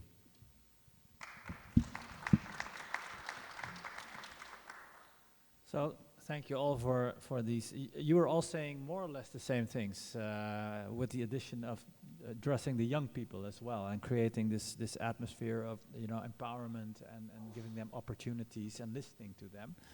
So that is really interesting. Having this global perspective was also important. Collaboration between global cities. So it was really interesting to see that you all kind of were saying the same things. One thing that also struck me was in your talk, John, that you were talking about the triple helix model and in Eindhoven, which I know because I'm also from the Netherlands, I know has worked very well. Maybe you could briefly say something about how that works and how you set that up. Thank you. Yes, briefly, when I spoke in my speech about the period in the middle 90s when the city was broke down because of Philips, one of our biggest companies, changed their philosophy from manufacturing based to knowledge based, and it was a big disaster. And at that time, because of all the people who were jobless, one of my predecessors, the mayor of Eindhoven, said how to face this problem. And it's not easy to attack such a problem when 50,000 people in your city lost jobs. It's an enormous mass. And we had to put out ourselves on our hair out of the swamp and to build new ideas. And therefore we need collaboration between knowledge partners. We need the entrepreneurs and the governments. I always say in the Middle Ages, you have to position nearby a river or the sea to be economical, prospered. And now you need a faculty, you need a university, because without a university, without academical people, you can't survive in this complex world. Sorry to say it, but I think it's real. We need young people like here also gathered, like students who think differently, who can help us to bring a technique to the floor, to the people. That technique is not for technique, but technique is for the people. And the triple helix, I said, had formed one agenda. And the one agenda is people first, not America first. People first. And if you can put your knowledge into an agenda for ordinary people, for instance, in my city, 20% of the people has a low income, is poor, 20%. That's an enormous amount. And how can we help them to make a step to a better future with housing, with medtech, with mobility, with education? And that's what we do with Brainport schools, built up by the triple helix, government, entrepreneurs, and a company like ASML attracts every month approximately 1,000 new employees. And those employees need houses, need schools, need doctors. And then there is a competition between the local people from the city and the newcomers from outside, because 1,000 employees they attract from all over the world. So how to deal with the new people, the technical people, and the people in the city who are more or less poor. You arrange a dividing between the smart people, the wealthy people, and the poor people. And to build that bridge between those people, you need a triple helix. Thanks. All right, so now a little bit more controversial issue maybe for some. If you look at the Netherlands in its golden ages, in the 17th century, that was the golden ages of the Netherlands. It was the age in which the Netherlands more or less ruled a big part of the world. As you know, in the 17th century, the Netherlands even conquered England. People don't know this anymore, but it's true.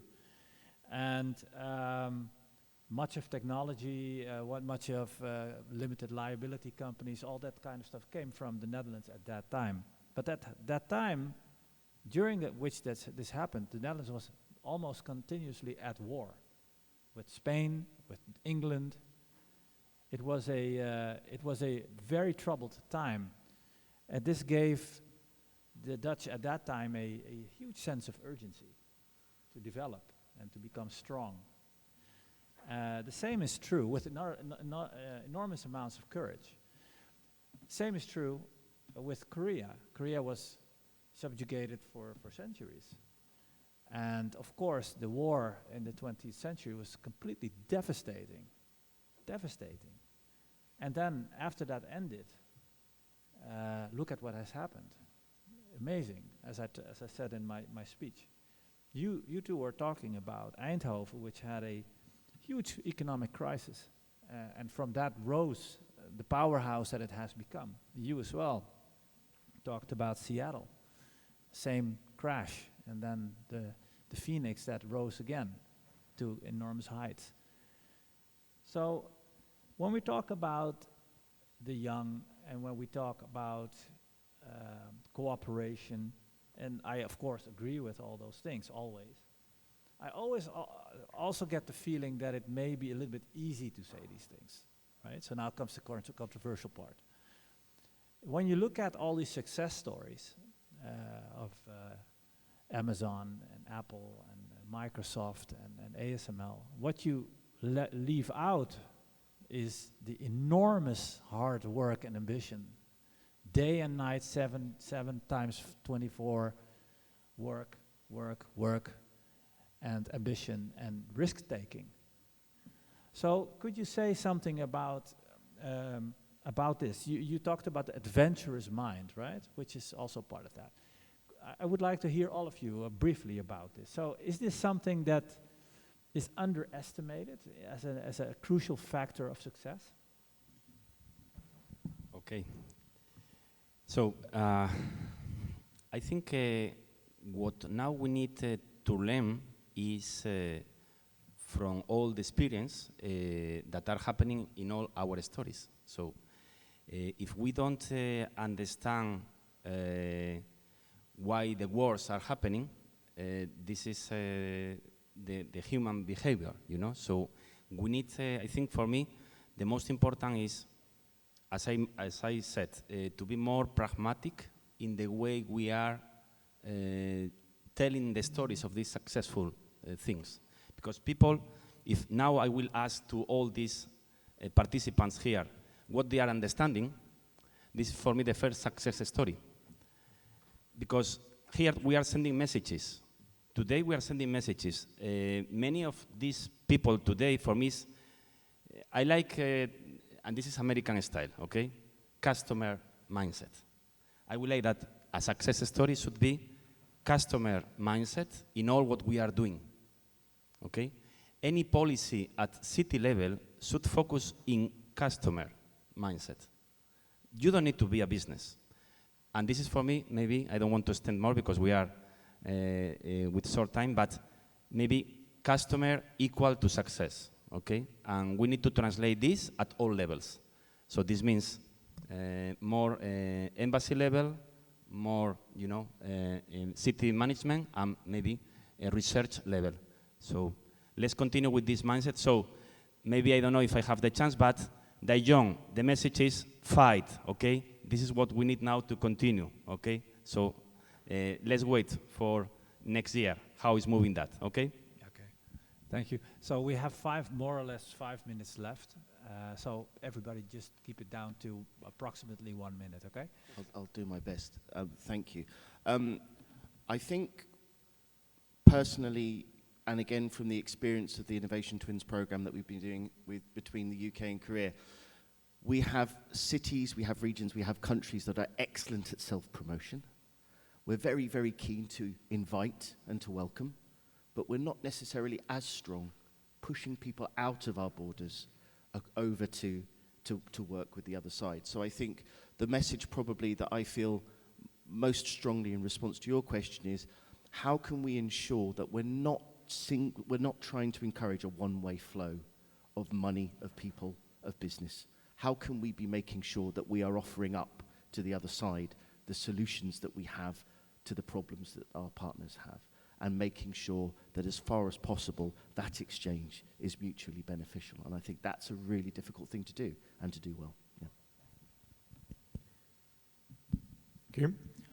So there will be always external challenges, whether it's a geopolitical war or whether it's a climate change issues that we need to tackle, or it could be something at a local level, but it could be always external challenges that are out of our control.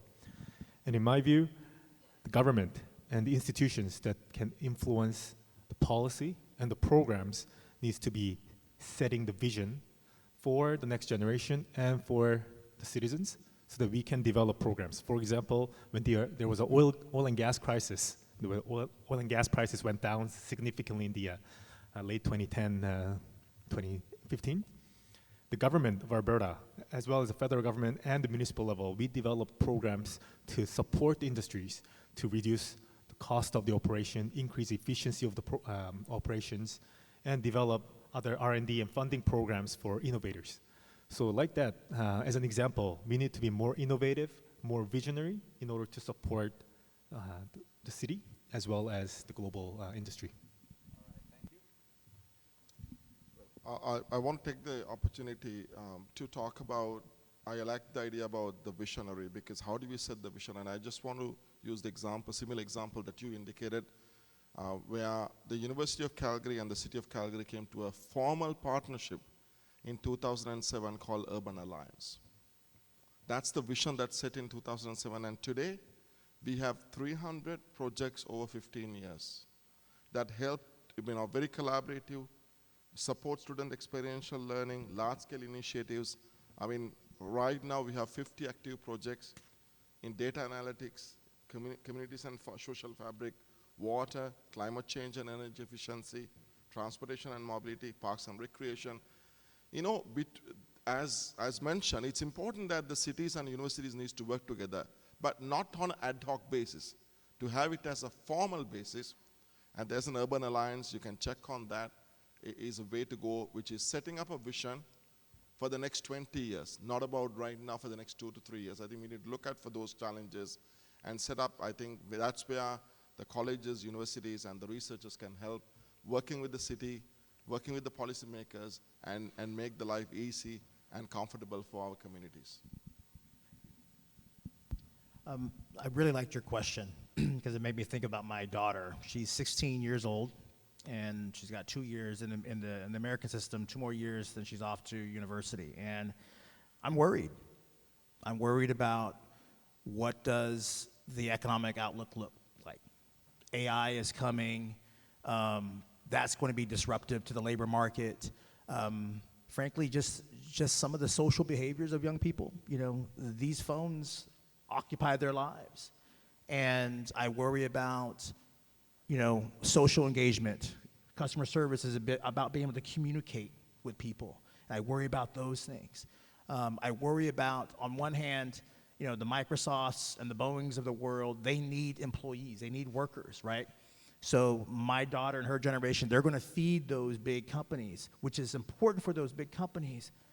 But I also want to make sure that we provide opportunities for the ones who may not want to work for these big companies, but have an opportunity to be excited, to tap into that adventurous mind, to find these new things. And lastly, when I think about cities, you know, like my city in particular, I want it to be prosperous. I want it to be dynamic, but I also want it to be balanced, you know? And so maybe I'm talking from a very privileged, you know, standpoint that Seattle can ask that question. Oh, we're so successful. We can talk about being balanced, you know? So I recognize that privilege, but I think it's so important for our communities and especially our young people to let them find a way that makes sense for them, but still allows us to be successful, healthy, dynamic community. So those are things that keep me up late at night. Beautiful contribution. I fully agree with that. We do live in a complex world, ladies and gentlemen, very complex world. And we said it before, never waste a good crisis. It is a crisis, a geopolitical crisis, it's a technical crisis. So what's the future of AI? What's the future of photonics? What is it? My opinion is, and I keep it very short, Mr. President, it's not countries, it are not governments, and are not institutions that change the world. We change the world. People from blood. We have to contribute and we have to face all those challenges for the future. And if we do that in the right way, we can change this world. And we can help institutions, we can help governance.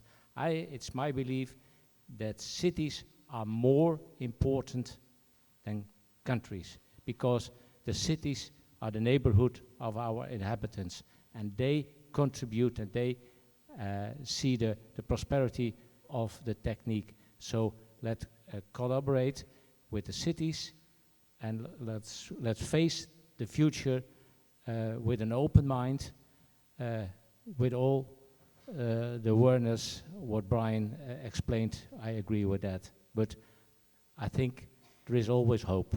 Thank you. Thank you. So it's perhaps back to the city-states.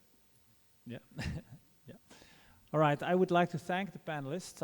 Unfortunately it's time. So I think we've tried to get to grips with the idea that there's a lot to do if we want to create this new world, and also the fact that we need blueprints for how to do that. And well, we've mentioned some important steps in that.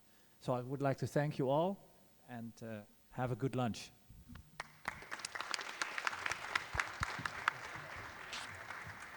Thank you for the moderator and the panels for sharing your valuable insights. Thank you very much. All right, so now we will have a luncheon reception. Thanks again, everyone, bearing with us throughout all the programs since this early morning. So now we're going to have a lunchtime. We have prepared a meal box at the registration desk. So please get it at the registration desk and have your meal on your seat, and after finishing it, please return it to the desk. So have a nice lunch, and it concludes the first session of the Day 1 program. So now we will reconvene at 2:30 p.m. for the afternoon session. Thank you very much. 네, 저희 등록 데스크에 도시락 준비되어 있으니까요. 수령하셔서 자리로 가지고 오셔서 드시면 되고요. 다 드시고 나면 등록 데스크에 반납해 주시면 되겠습니다. 수거 박스로 가져다 주시면 되고요. 저희 1일차 오전 세션 여기서 마무리하고 오후 세션은 2시 30분 역시 이곳에서 시작하겠습니다. 식사 맛있게 하십시오.